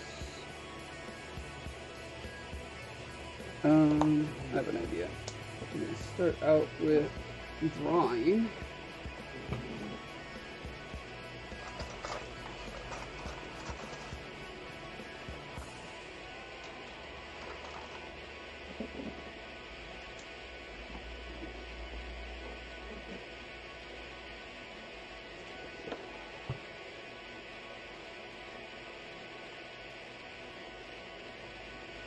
Oh, I hadn't thought of putting them this way. Wait. Right, this way. Because that would be not mirror, but the opposite of mirror.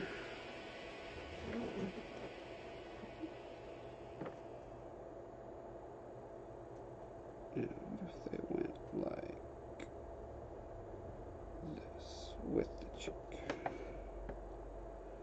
That'd be too weird to have.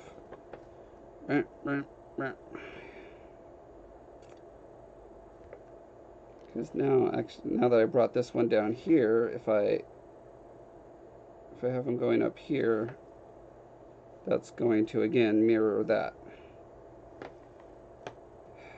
Unless they do a weird thing like that. Yeah, that could work. I kind of like that.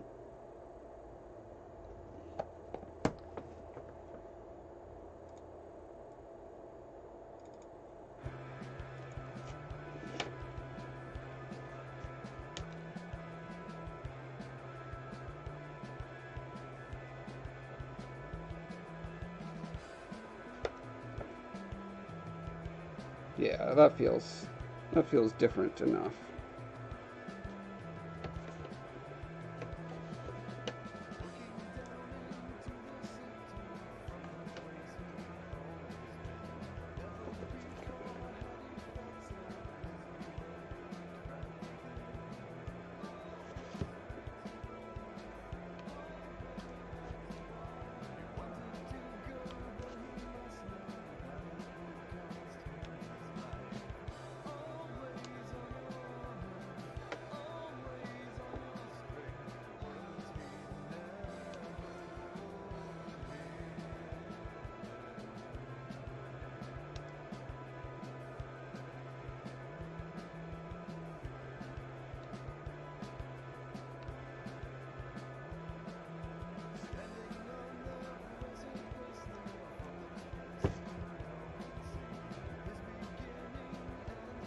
Hey, thanks Zelda, or thanks Zelda. Thanks Van Morta for bringing up Zeldas.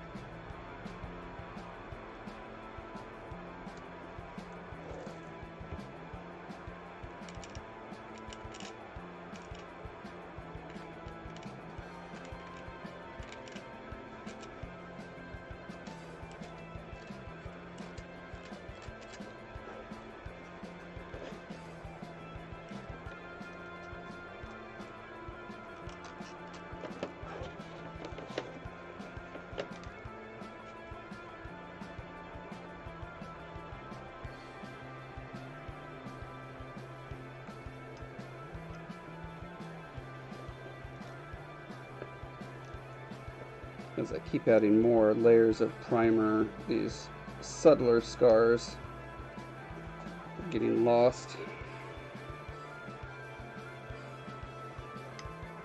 Which I don't suppose is too bad. I mean, it's good that there's a variety of scarriness on him. Alright. Let's get Lil Mark up to cannon. Now that the cannon has changed.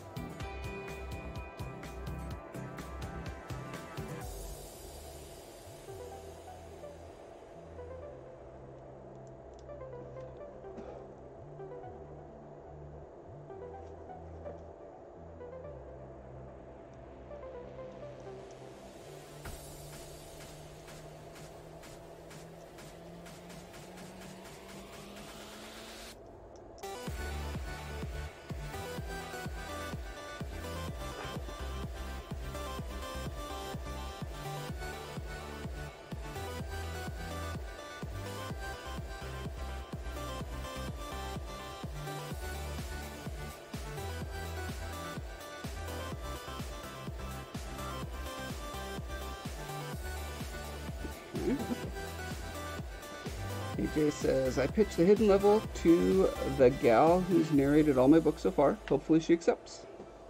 Cool. How many has she narrated so far?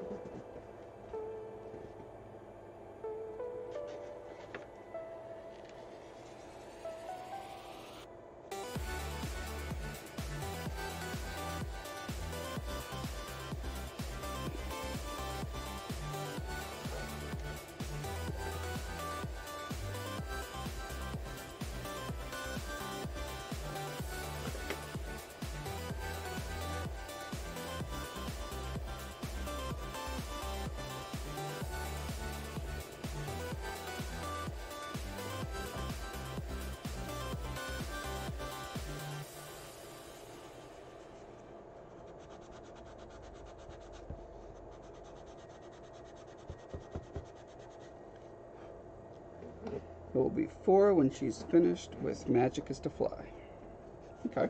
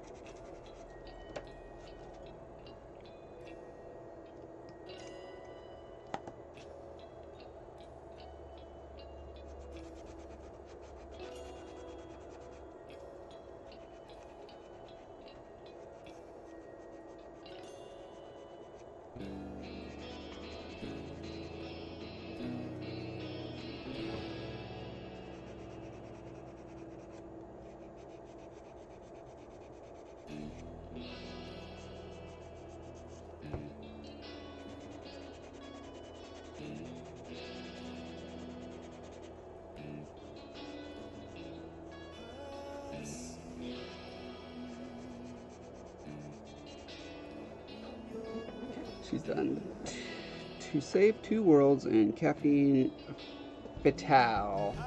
But I want to do the Hidden Level series before she finishes that series. Okay. You're saying Hidden Level is your biggest seller, right?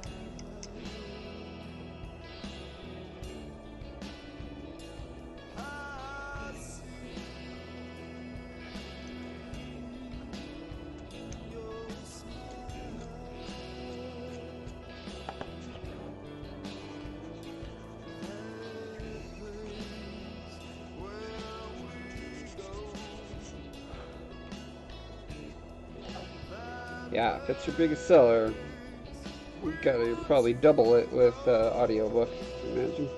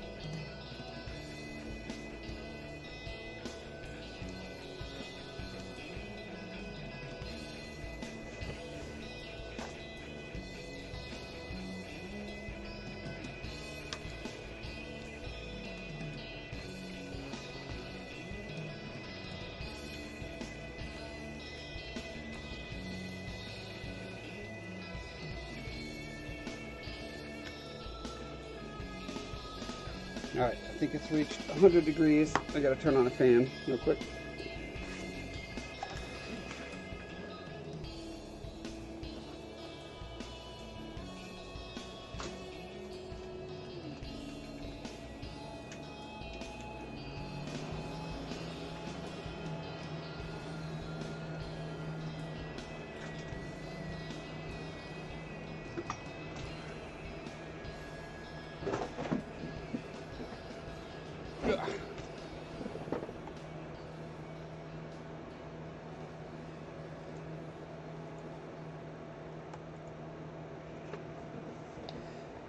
Little treasure chest on my screen again. What is that?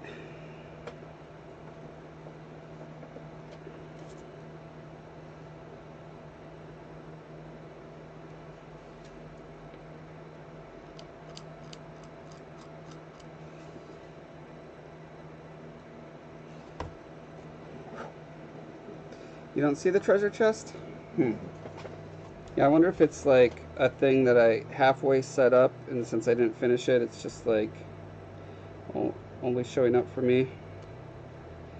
I believe it's supposed to be like a random way to get points, whatever the currency for my channel is. But I did not understand the instructions well enough to actually make it work.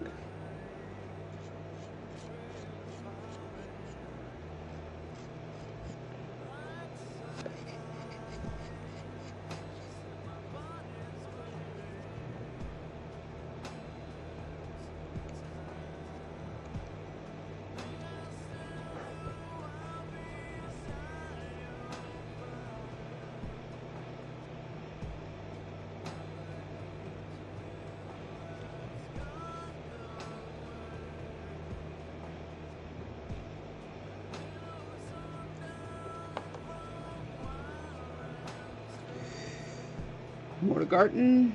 Gotta get up in 5 hours. Oh yeah, you should definitely get some sleep. Sorry to keep you up, but thanks for joining me. Hope you make it again sometime.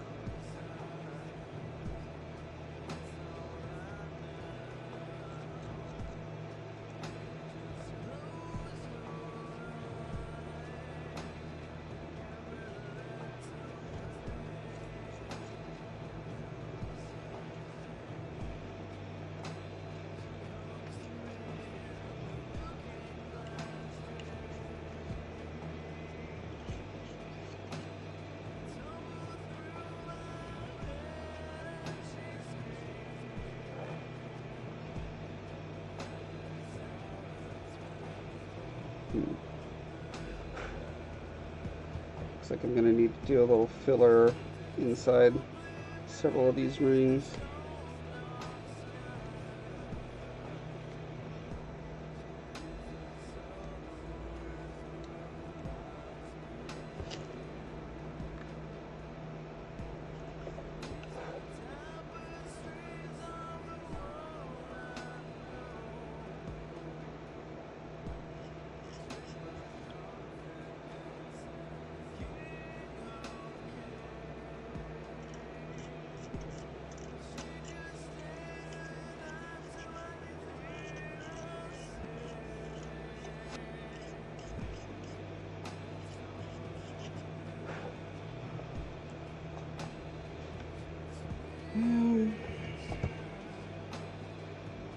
Okay, I think because it's getting on in time, I'm going to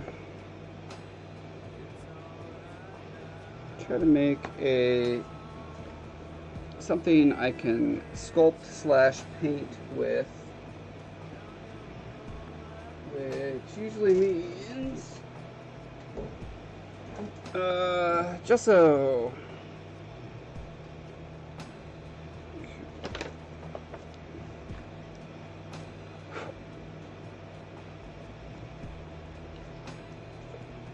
Ideally, it's something that could be sanded as well. Dottie B, thanks for coming. See you next time.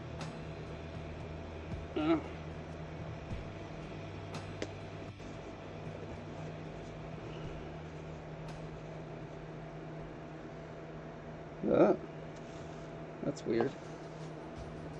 I don't know if that's mold or some weird paint I got mixed in with it. It's pretty gross looking, whatever it is.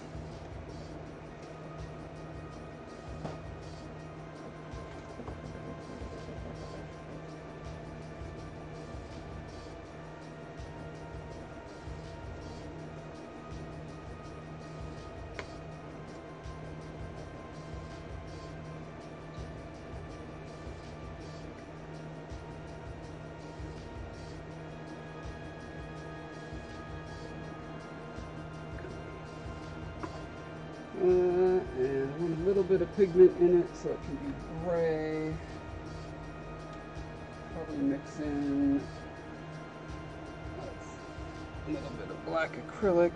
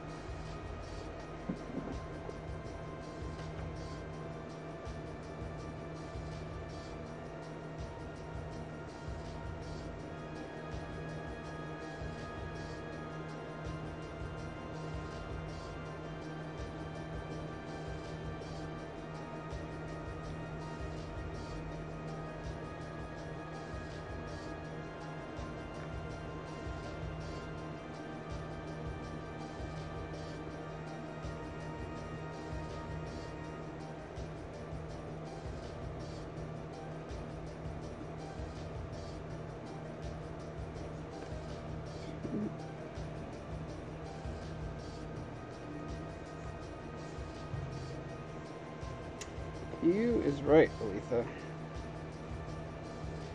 Okay. So I'm gonna fill in this. The material underneath the paint here is pretty porous, so I really don't want any of that to be exposed to the mold rubber.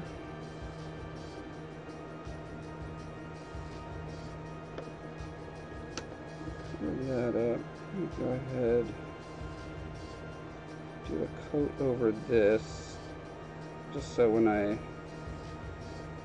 do the primer and then the next level of sanding, I'll definitely have gotten down to the base of it.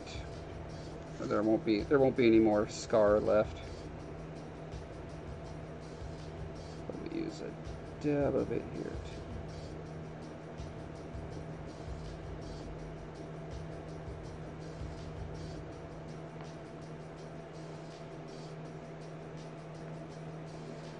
Then I should be able to use some of my water to like feather out the edges a little bit.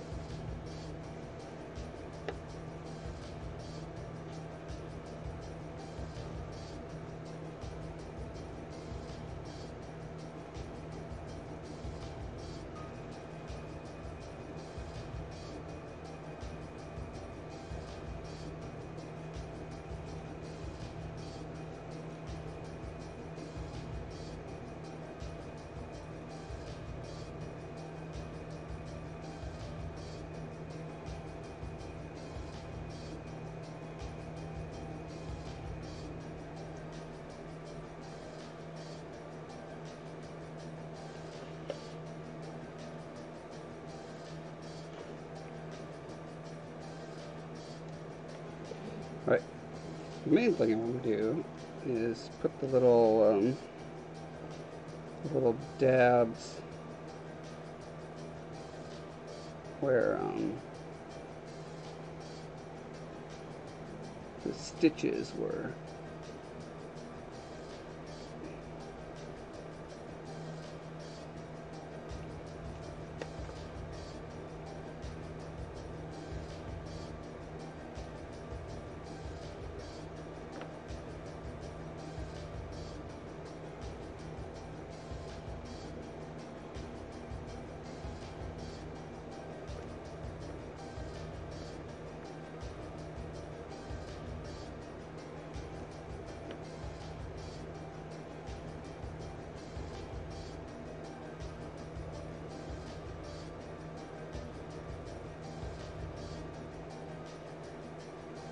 And I want them to be pretty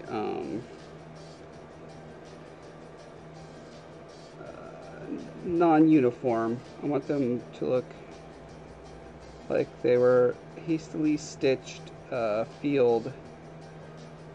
What is it called when you have to have surgery done in the field in a war?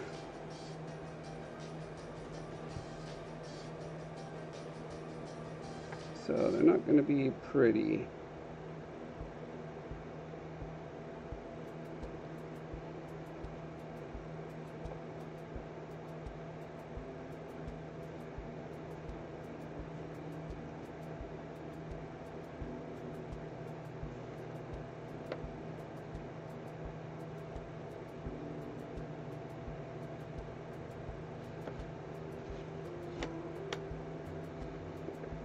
Field surgery?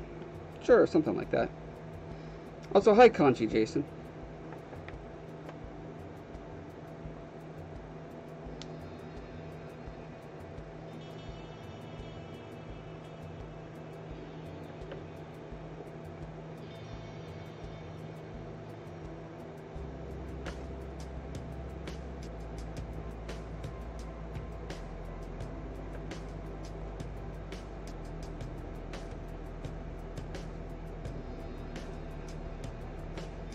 I need a finer brush for this.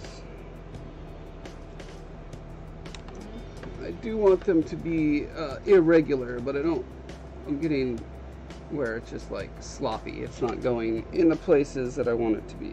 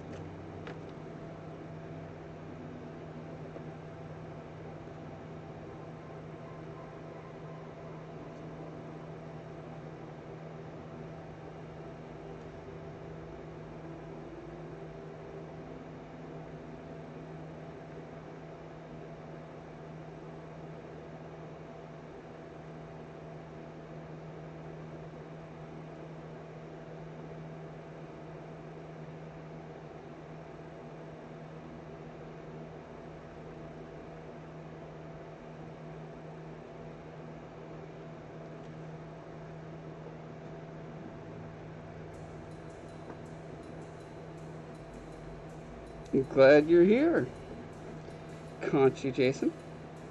I try to do neato stuff. That is one of my goals in life.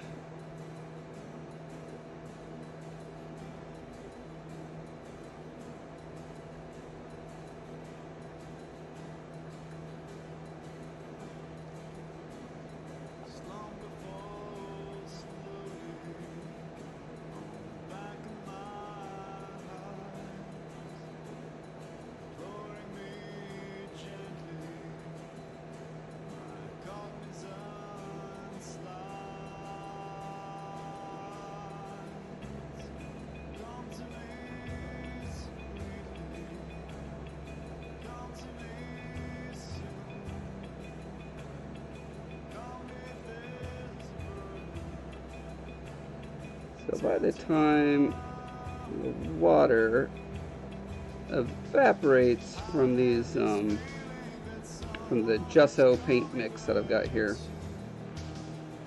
these dots will be mostly deflated, and I'm assuming will be a pretty subtle addition to the scar, I hope. Right now they look like war paint or something, you know, but that will hopefully fade.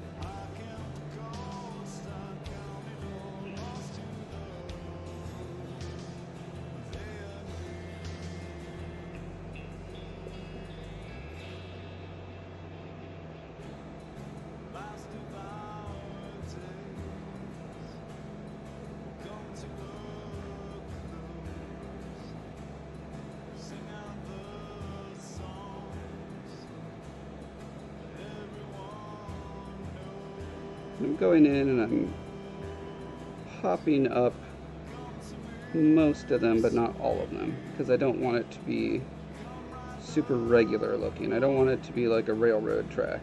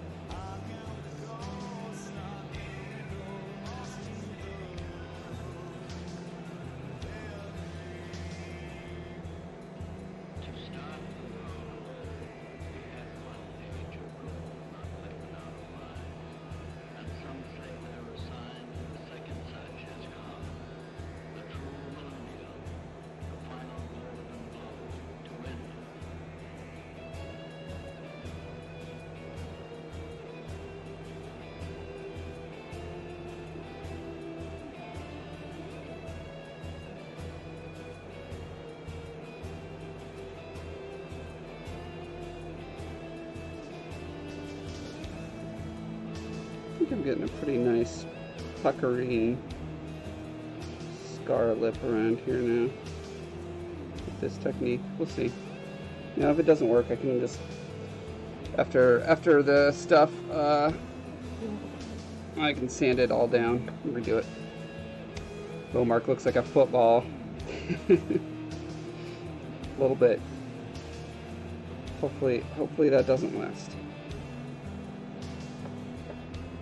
Although it would make our Nike sponsorship work better.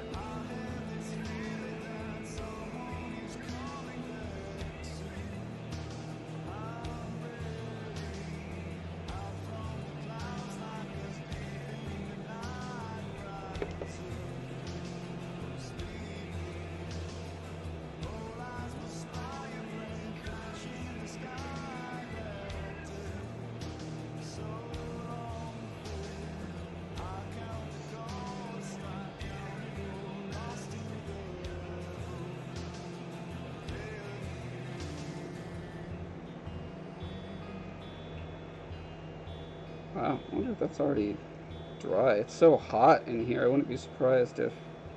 I'm going to try sanding it real quick to see what happens.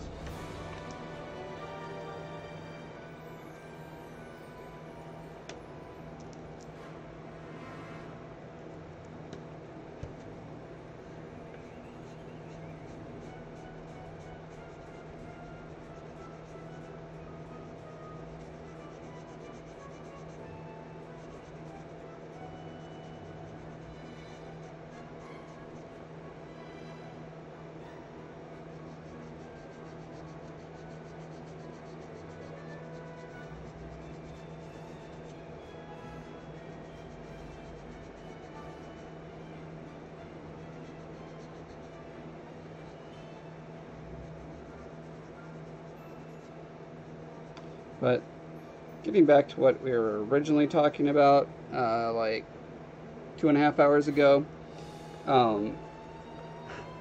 this is the kind of thing where once you start illustrating a thing, you realize this doesn't work so great. Let's do a little redesign. And the less of that we have to do after the book is published, the happier I will be. Again, not an excuse to take any longer and not illustrate the other, and to insist that we illustrate the other books before publishing. Just saying, that is the strength of doing the visual development at the same time that the book is being written, or before the book is finalized in this case.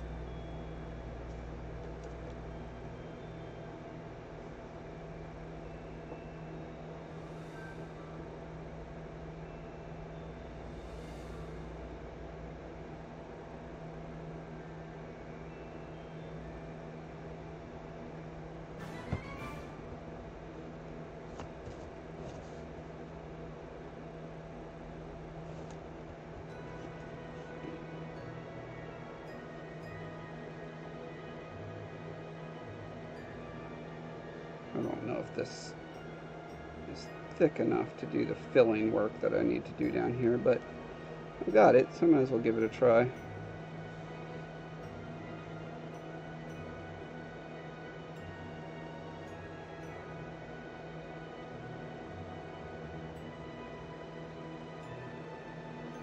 Basically, there's little itty-bitty cracks up in here that if I leave them like that, it's gonna, when I make the mold, the rubber's going to suck into those and then have these tiny little fringes that will get ripped after the second or third resin pull, that will then make, possibly pull chunks out of the main part.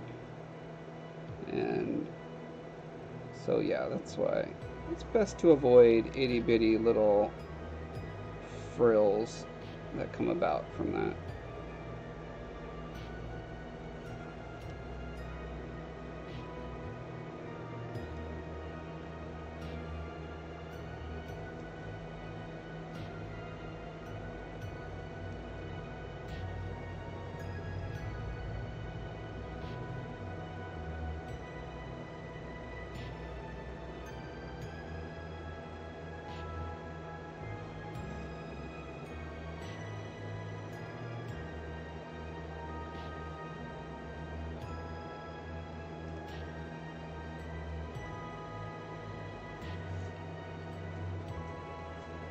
Can I feel your intense stare through the screen? Yes. I feel the intense stare upon me at all times.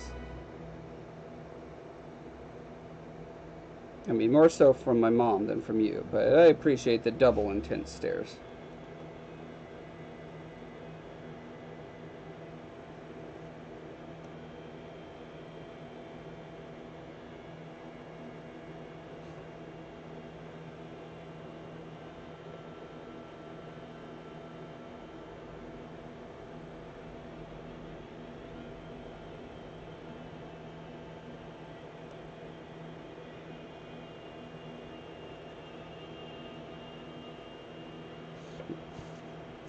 Let me go ahead and mix up some more, because I think this is worth giving a shot.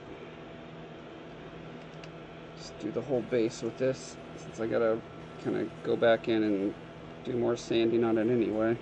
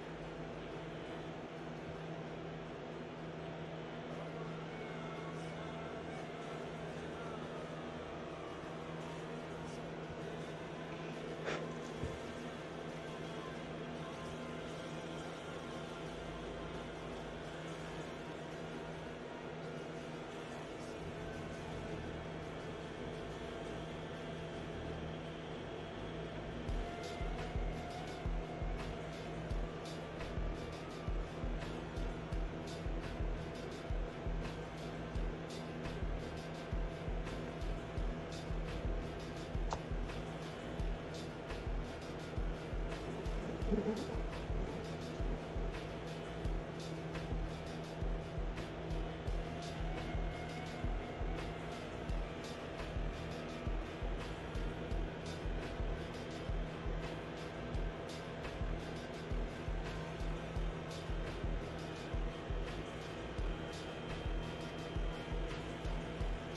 while we're talking about humans, that's my beautiful segue.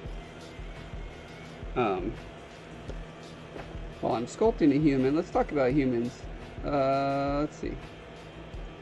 Let's go to my website. We can go to the sentient species, and under Breath of Life, Art Studio. And here we go, humans. So the most interesting thing about humans on Telefar is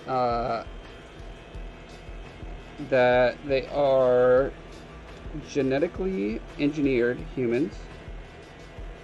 Telefar takes place in a world far, far away, a long, long time in the future. A couple thousand years in the future. This particular batch of humans who find their way to Telefar, they don't actually find their way there. They're pretty much doomed, but then this race of aliens that are kind of collectively referred to as shepherds, they go around collecting species that are on the brink of extinction and try to rehome them on planets that are similar to the ones that the creatures came from.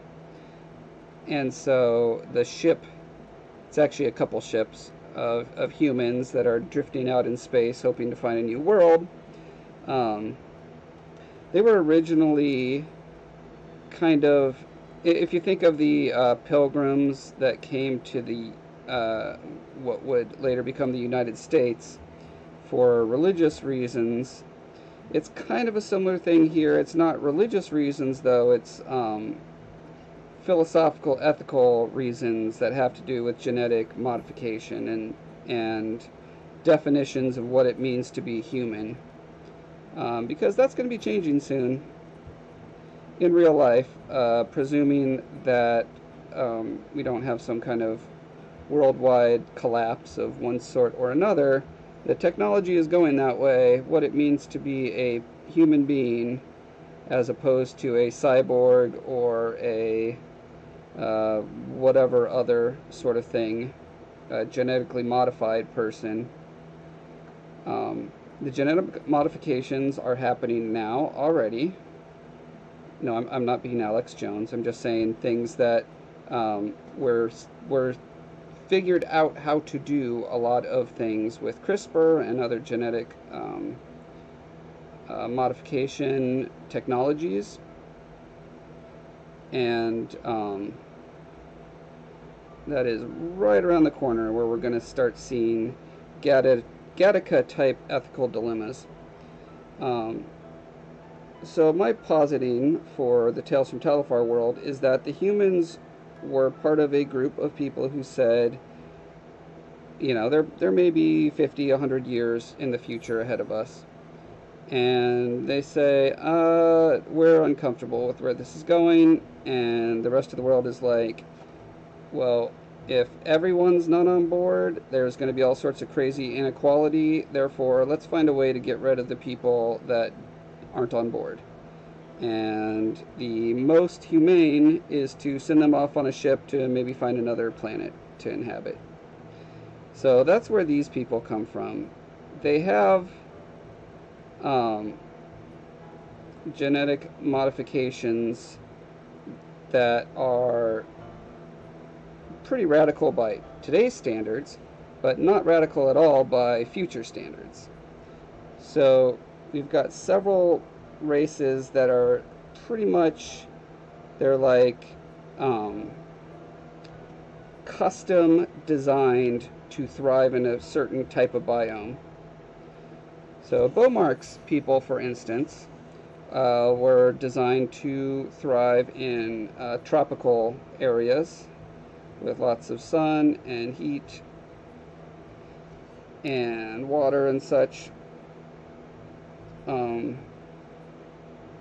And then there are other people who, for philosophical reasons, wanted to get as small as possible so they would have as small an impact on the ecology.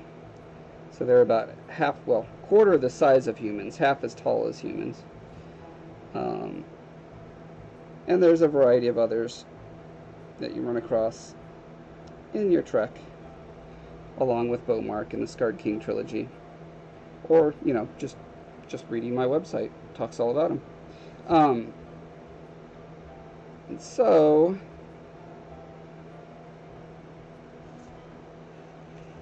that is like, that's the equivalent of in most fantasy how you have dwarves and elves and stuff like that. Because I wanted to be scientifically plausible in my world building, they are all just variants of human.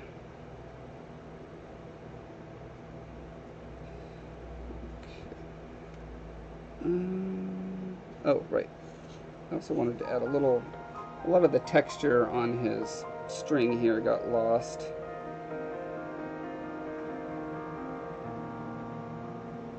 From all the sanding. So I just wanted to add a little more. I don't know if this is necessarily the right tool for the job, but we're about to find out.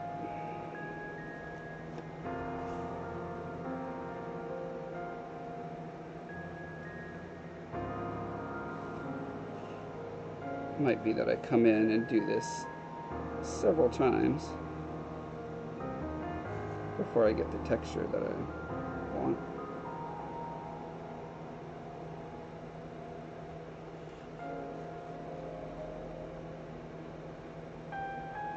Another option I considered was actually just coming and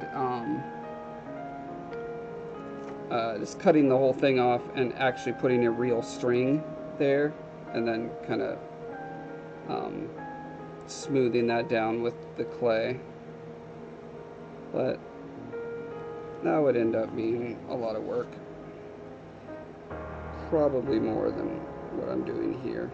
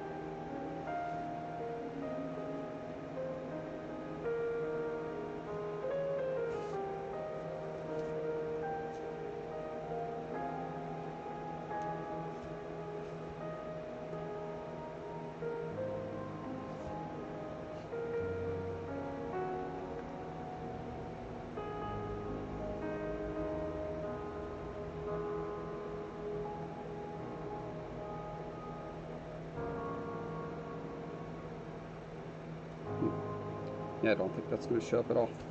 Oh well. Anyway, hey, it's been a great stream, guys. We're almost at 3 hours. Now would be a good time for me to not pass out and instead to eat food and that sort of thing. Mocha ice cream is the best thing in the world, second only to Lefse.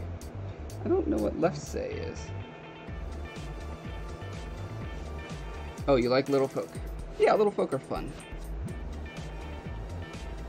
Let's see, what are we at? We're at the Sunday, which means the next one is the Wednesday. and that's when I will see you guys next time. And it's been great hanging out. Thanks everyone, and hopefully we'll be into like the final stretches on this guy by next time. We'll see. I keep saying that, I keep thinking it, keeps never happening. Anyway, bye guys.